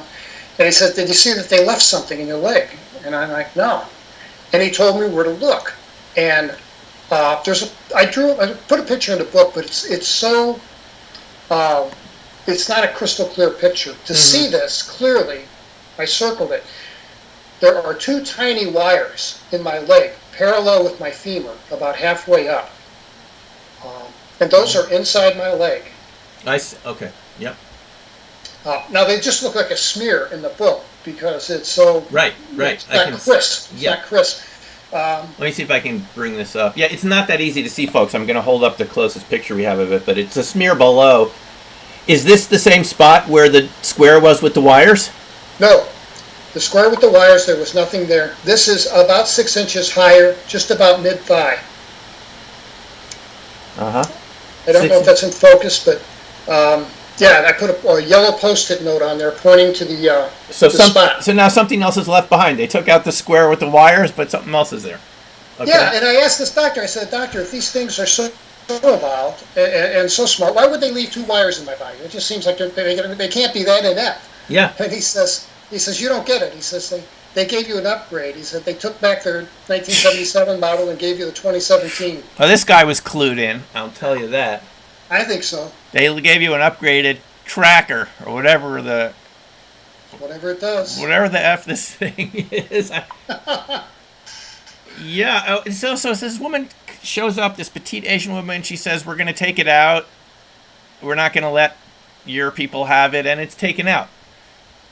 That's right. It's taken out. That's right. The other one is still there. Yeah, the one below my knee is untouched. What is that? Metal? What kind of material is it? It is the thing below my leg that in a floral kind of pattern. Yeah. That's made of bone. Oh, that is bone. The radiologist says, by X-ray film, I can tell this is the same consistency. It's bone. As bone it looks tissue, like the same. Yeah, it has the same contrast as your bone. So, yeah. Weird. This is all weird. So, Terry, then what? So, you have some resolution. Something's taken out. Does it make any difference in how you feel? If something's put in, any changes? Any? Not the slightest. Not the slightest. Okay. My health problems have resolved. My weight dropped dramatically around this time, about the time I was writing the book. And I was down to like 139 pounds. Right. You had the photo in the book. You'd lost a lot of weight. And yeah, which I've since regained. You look healthier now, yeah. Yeah, much healthier. And is that the last incident related to this particular aspect of your life, or was there something else after this that provides more confirmation? Any visits from any MIBs or any weird things happening? What's been going on recently, too? One event. Okay. One event that I should tell you about. Please that do. was from April 16th, 2019.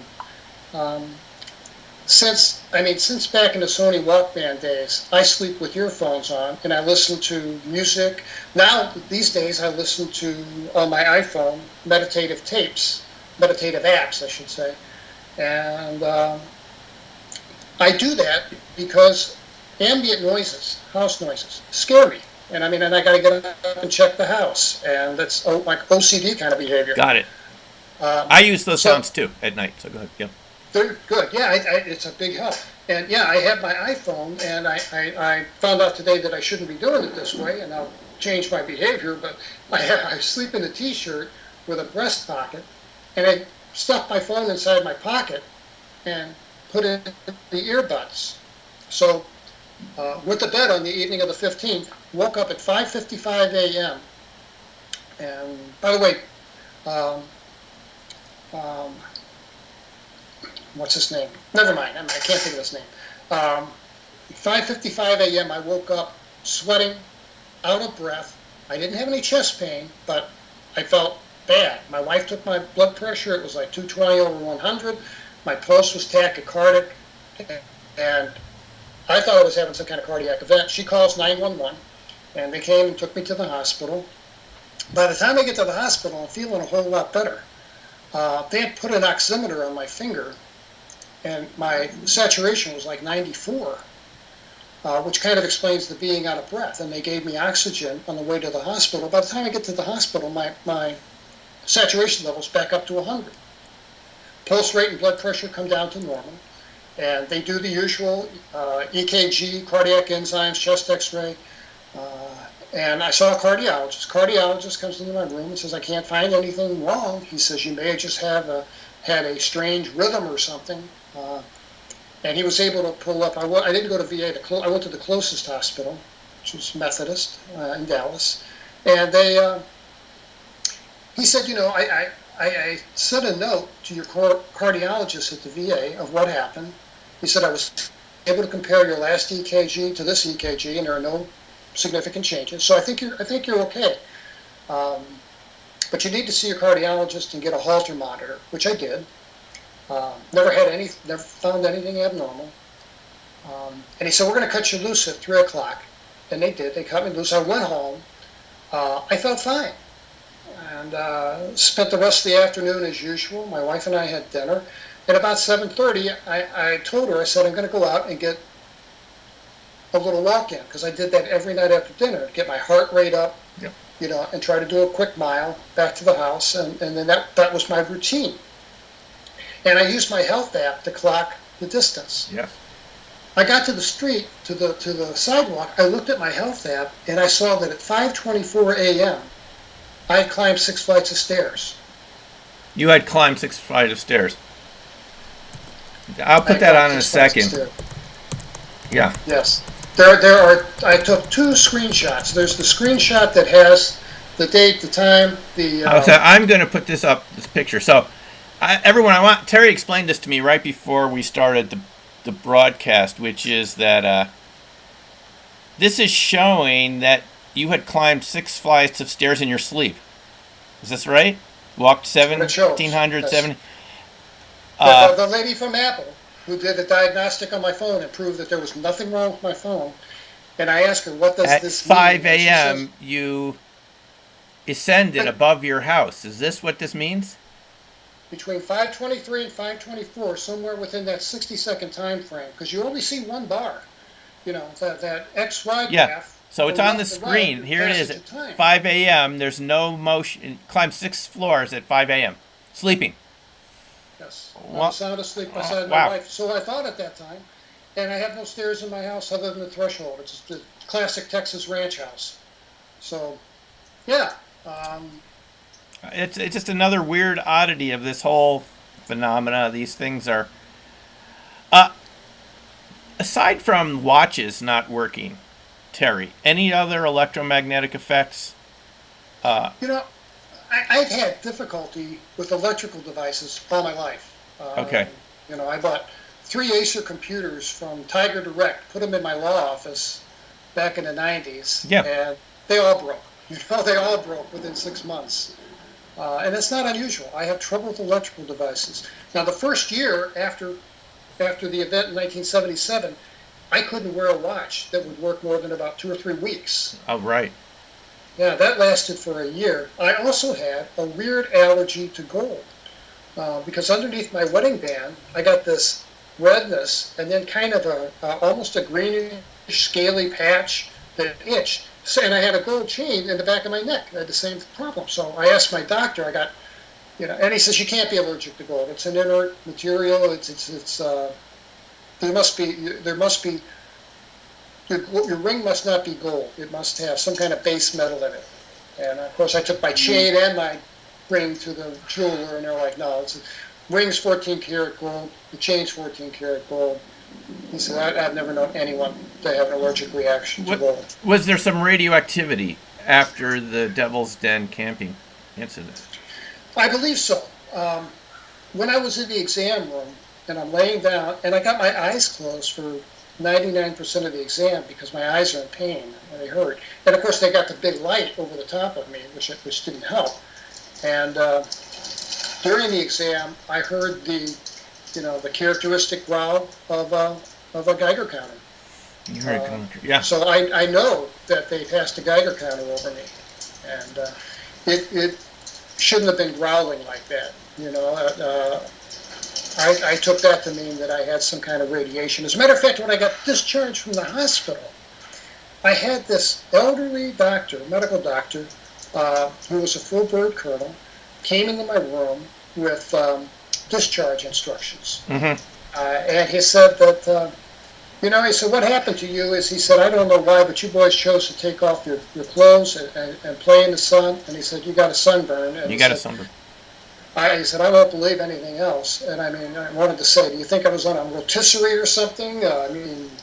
No, I never took off my shirt. We had sunscreen.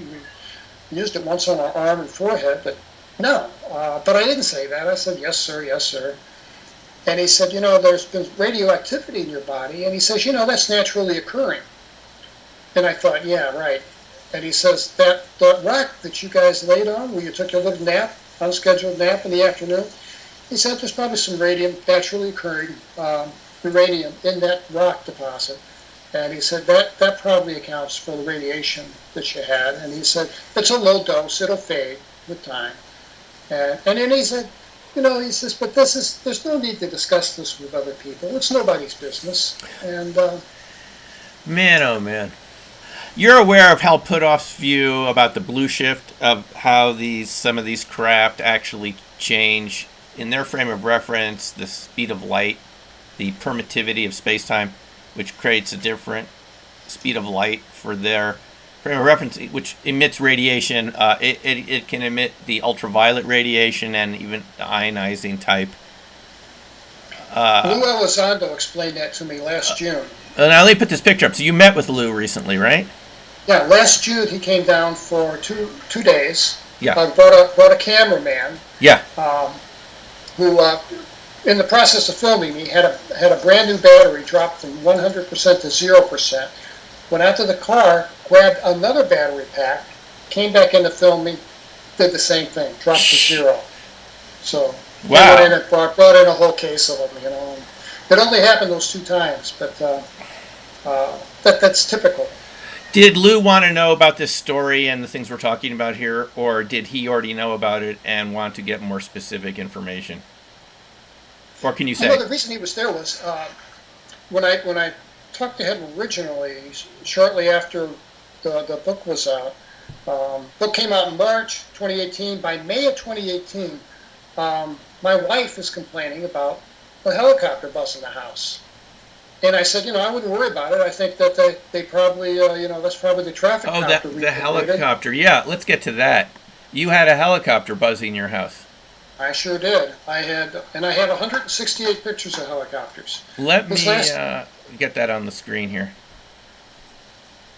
So, I was annoyed. What they would do is they would come between 10 a.m. and 11 a.m. a couple times a week. And at that time of day, in my front yard, there was a big tree to my left, out my front door, and in the morning sun to my right. So my field of view was really limited to directly over my head and about 180 degrees in back of me, over my roof.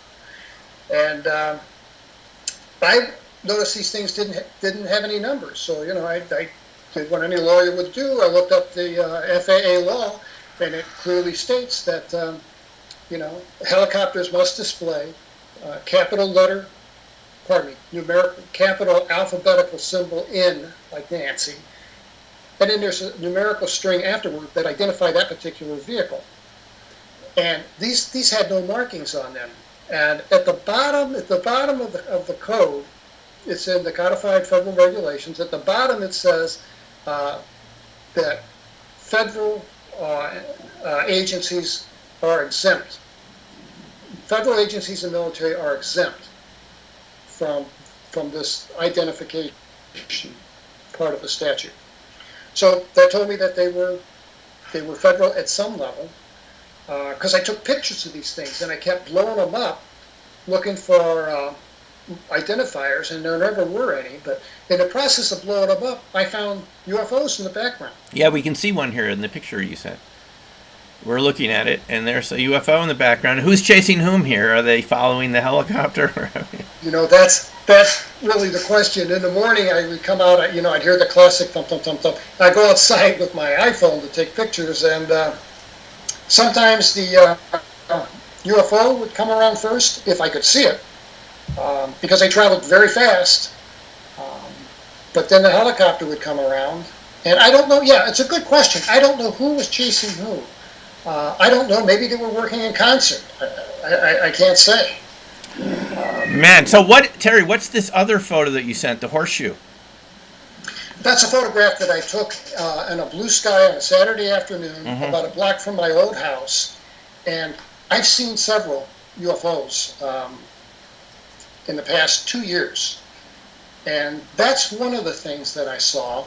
I have about 30 photographs total of different things in the sky that, I don't know what they are, but they weren't made by Boeing. That is just really strange. Okay, folks, I want to have your questions in the remaining minutes that we have. Anyone have any questions? Feel free to ask them now. And I'm going to put up again a picture of the book so people can read this for themselves. And take down the horseshoe and the top. There. Okay, Terry, we did have a question. Someone wanted to know if there are any books that you have read that resonate with you besides the one you've written, Incident at Devil's Den. Did you say you had written a book about Cheryl too? The whole Cheryl incident is its own book? No, it's not. I thought it would make a good book, but I don't have enough factual information to really expand it to make a book. So I chose not to do that. Okay. Well, what do you recommend for? Have you read any books that you particularly like that you feel are resonant with your experience that you can recommend to our audience? There is one. I've read a lot of them. I've read a lot of good books. But one that I would recommend was The Girl with the Emerald Eyes. I forget the name of the author. It was actually a gift from a mutual friend, and I enjoyed it a lot. I thought that it's just a good book, that's what I'll say. It's on Amazon, The Girl with Emerald Eyes, and it was amazing. It resonated with me. Is it a factual book or a fiction? I think it's factual. I think it's factual. Okay, I haven't heard of that one. We will look for that one. And about current events right now with TTSA, you had a visit from Luis Elizondo, and they've been going around to many military witnesses. It's on the show Unidentified, and we all know there are many, many more witnesses. As Stephen Bassett said at the citizen hearing to the mock congressional panel of retired congressional representatives and one senator from Alaska. By the way, they couldn't get any sitting representatives because no one would do it. This is why they went with retired congressional representatives, including Merrill Cook from Utah, who I talked to on the phone later, who said he was very convinced by the evidence. He was very concerned about the air safety. This is before we knew about the Tic Tac event. This is 2013, at least before I knew about air safety implications. Steve Bassett said, behind every witness here, there's 100 more. And behind those witnesses, there's another 100 more. And it keeps going for quite a while. We've only heard from a few. Are you encouraged at all by what's going on right now with... we haven't heard from the Air Force at all about any of these Tic Tac incidents. I know Jason Turner was on the broadcast earlier. He said hi when we started from the Nimitz events. Are you encouraged at all by what's happening, that we are going to, we can call it disclosure, whatever you'd like to call it, we're going to get some transparency here about what has happened to you and other witnesses in the Air Force and the other armed services branches who have seen these and participated, and even been injured by these anomalous vehicles with zero explanation given and much intimidation. And do you feel that we're going in a positive direction at the moment or not? I wouldn't describe the current situation as positive, at least as far as the United States government goes. Mm-hmm. I know Senator Rubio, there's a Senate bill pending. It may have passed, I'm not sure. I had a draft of the Senate bill, and in the beginning it talked about the establishment of an agency, yes, similar to ATIP, that would do investigations. But I think that it's not going to come internally. I really think that it's going to come from an external event. It's going to come from a crash. It's going to come from someone landing on the White House lawn. It's going to come from some event outside of our control. And I think that that's going to let the cat out of the bag, and there'll be no denying it at that point. Right. That's what I think will happen. Right. Something like that. Yeah, it's an awfully strange situation. Anyone who's paying attention to this, any one of you on the broadcast know how weird this is.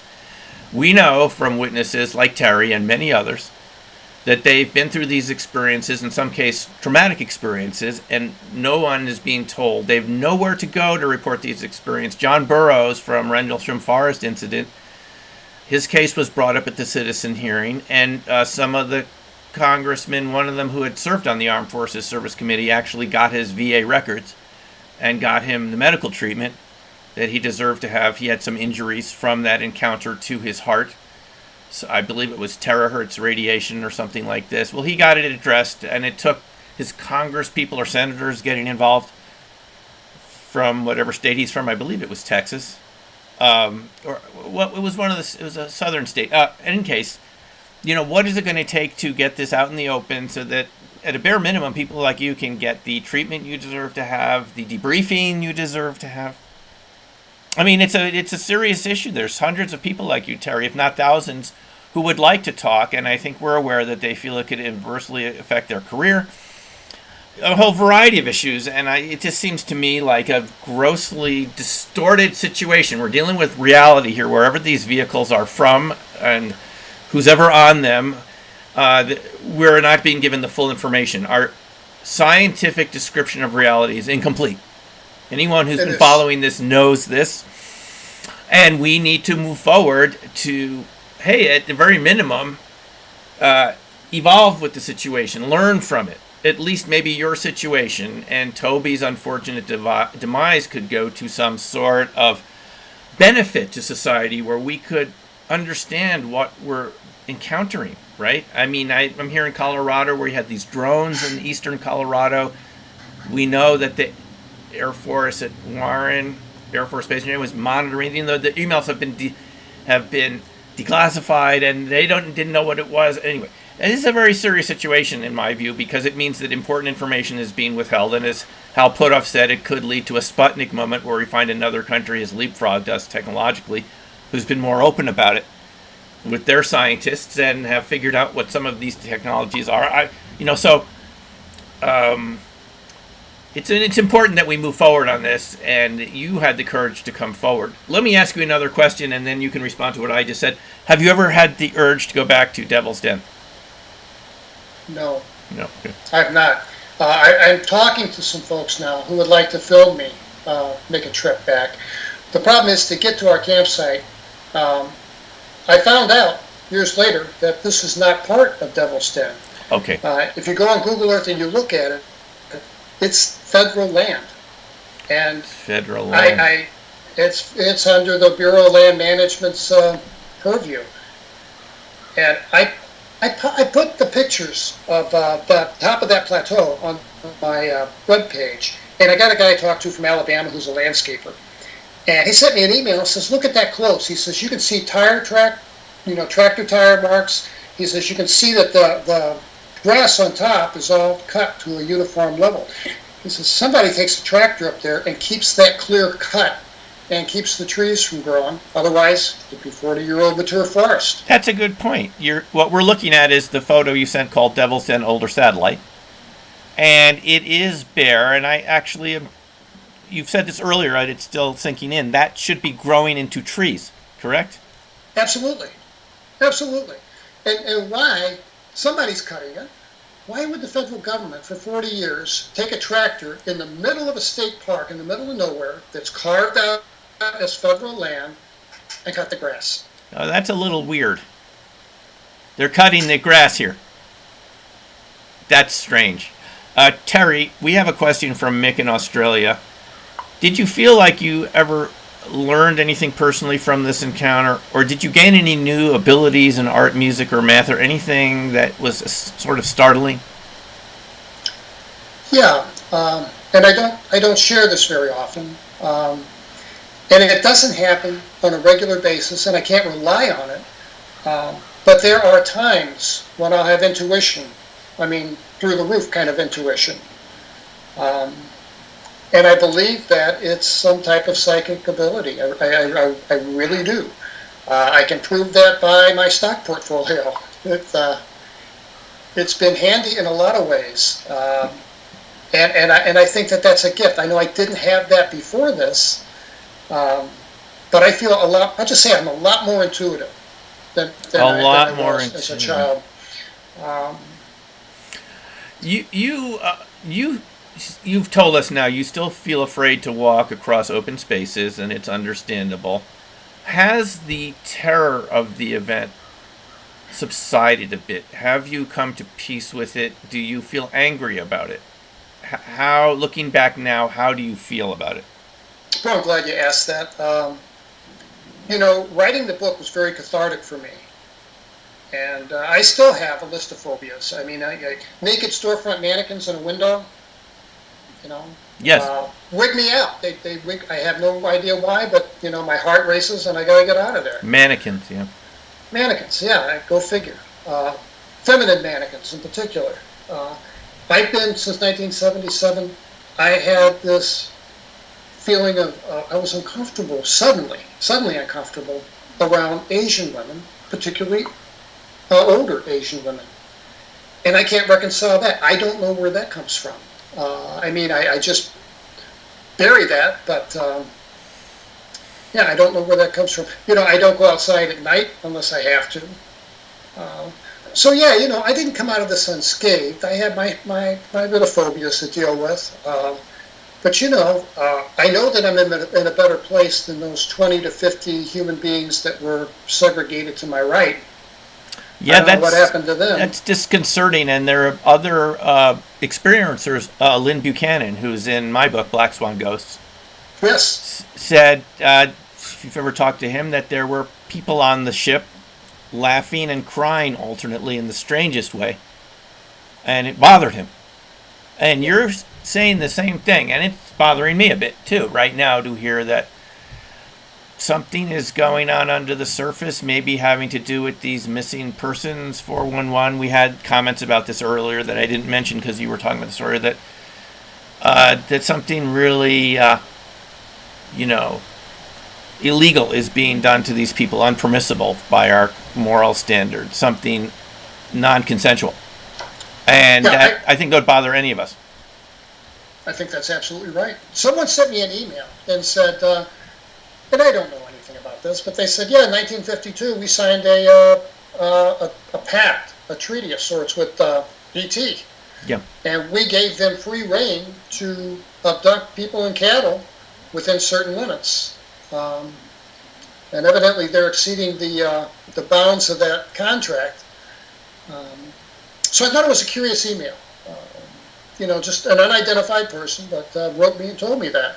So I don't know, who am I to doubt that? David Paulides makes a good argument for it. Yeah. It's certainly something we need to find out more about, all of us. Mick from Australia just wants to say thanks for sharing your story. And he's sending you love from Australia. So thank you, Mick, for participating today. Anyone else before we close out? Any other questions? Terry, is there anything you'd like to add that we haven't covered today that you would think, anything about these stories, anything that I didn't bring up that you think people should pay attention to? Just real quick, I I've received a lot of emails from people, a lot, over 1,000, and there's a core of very credible, and I don't judge anyone's story, but there's a core of these that have so much commonality to them that they just ring true. And it's crazy because when I read these, they all start out the same. They have a beginning paragraph that starts off with a disclaimer or an apology. Please don't think I'm crazy. I know this will sound outrageous. I know that this will sound like, I'm not, I'm mentally sound. They have to add, feel like they have to add that disclaimer. And then some of these people tell me the most amazing stories So we do have a question again from Mick. First of all, David White says thanks from Ireland. Terry gives you a couple thumbs up there and some alien faces. Thank you. Mick. Thanks, David. And Mick wants to know, when is Terry's new book coming out? I should have it done in 4 weeks. It'll go to an editor, and then hopefully be on Amazon for sale. The title's going to be Devil's Den 2 or something, and I'll give a long explanation about Toby. And then the rest of the book is going to focus on these other people, their experiences. And there are some in there that certainly rival or exceed mine. But yeah, I think it'll be a good read. Okay, thank you. So one last question here. This viewer wanted to know, do you feel that we will have some sort of disclosure? Is it something, I'll add my 2 cents. Do you feel like you're part of this in some way? Do you have any feeling, you don't have to, but yes or no? And then we'll have one more question, okay? And then, do you feel like... Yeah, I do feel like I'm a part of it. I mean, this much of a part of it, a small part of it. But I mean, collectively, all of us that have had these experiences have some, our stories are all important. Each story bolsters the other. And when you read them all, they can't be all, together to fabricate this incredible lie. That's just beyond comprehension. So, yeah, I do feel like I'm a part of something bigger. And I think that disclosure, I hope, would come in my lifetime. Yeah. I think we all do, and from my point of view, I don't know what this phenomena is. I've been studying it for a couple decades now, and I don't know what we're dealing with. It could be a lot of things. All I know is it's something, okay? It is something, and a lot of people have experienced it, but what it is, I don't think we know yet, and we need to get more information before jumping to conclusions about what we're dealing with. As Jacques Vallée has pointed out, it could be presenting itself in a certain way that it knows we see it, but that doesn't mean that's what it is. This has been happening for thousands of years, apparently, but we will see. There was a question, everyone. Okay, thank you. People appreciate you. Thank you very much. One person just did ask, and maybe you know about this or not, the Philadelphia experiment. Anything you ever come across? Someone wanted to really know about this. Do you feel? Yeah, you know what? I got really interested in that in the late 70s and early 80s, maybe 80s. And I've kind of always stayed away from UFO books. I didn't see Independence Day. They interrupt my sleep. I don't watch them. But I became fascinated by the Philadelphia experiment, and I read a book on that. And like so much of this, I think there's just a lot that's unknown, undisclosed. I don't know if we'll ever know. But I think that something happened there, and they probably have it fine-tuned by 1960 and maybe use it all the time. I don't know. Yes, there's so many elements to these phenomena, and we're going to get... Terry, I just want to say one last thing. I personally think we are going to get to the bottom of a lot of this. This is science that we don't understand yet. It's been held back for whatever reason, but I think we're getting the information, the ideas, the data to pull this together. These phenomena are interrelated, and I think we're going to get something, folks. That's just my view. I could be wrong. It doesn't necessarily mean it's going to be something easy to understand or that it's going to fit in our current paradigm. But Terry is one of many experiencers and variety of experiences, and I think we need to understand what this is. I think it relates to a larger picture. There's obviously somebody else here with us that's never been acknowledged, whoever they are. Maybe They have contact with our government. I don't know. It could be true. Terry's suggesting that here, but there's obviously something else and someone else here. And they Absolutely. show up sometimes in a very big way, right in your campsite. For right. better or worse, and I think we should all be prepared to deal with this if we ever encounter the phenomena. If you're driving and your car stalls, things go haywire, your watches stop working and never start again. This is real data, this is information, and I think we deserve to know the truth. The government doesn't have a monopoly on truth. The government is us. We are the government. In the United States, at least, this is why we are so adamant that our form of government is better than others. We believe that because we are the government, and it ultimately is beholden to us. I believe that, so we have a right to know, unless there's a really strong reason that they can come forward and say, guys, we can't say yet. Okay, I'm willing to accept that, but they need to come forward and say that, or tell us. I don't know. So I don't believe that we can't handle it. we can handle it. So Terry, I want to thank you very much for, first of all, for writing your book and for doing these interviews and for telling people about this. You're inspiring many other people, as you found out. And those of you listening, write to Terry if you've had an experience or know of people. I found, Terry, that the more people I talk to about this, the more cases there are out there. And many people are hesitant to come forward. I just got a letter from someone I've known for 25 years who just wrote me another piece of very important information. Someone from an Air Force family, and he just said he didn't feel comfortable sharing it. He was told not to talk about it. Things that people in the Air Force know. And here, years later, decades, I get a letter. Don't share this, don't talk about this, but here's something else I know, Dr. Hine. So I can see we're getting something. So thanks, Terry. Just stay right there for a moment, and I'm going to switch to our outro theme. And I want to say, everyone who hasn't read Terry's book, Incident Devil's Den, you should really read it. I just reread it the second time, and I got more out of it. It's full of interesting information, and it's fascinating. You won't be able to put it down until you're done. So thanks again, Terry, and thank you for everyone for being here today and for participating, asking your questions, and feel free to stay in touch with me and with Terry. And with that, I will say goodnight, and we will talk to you next time.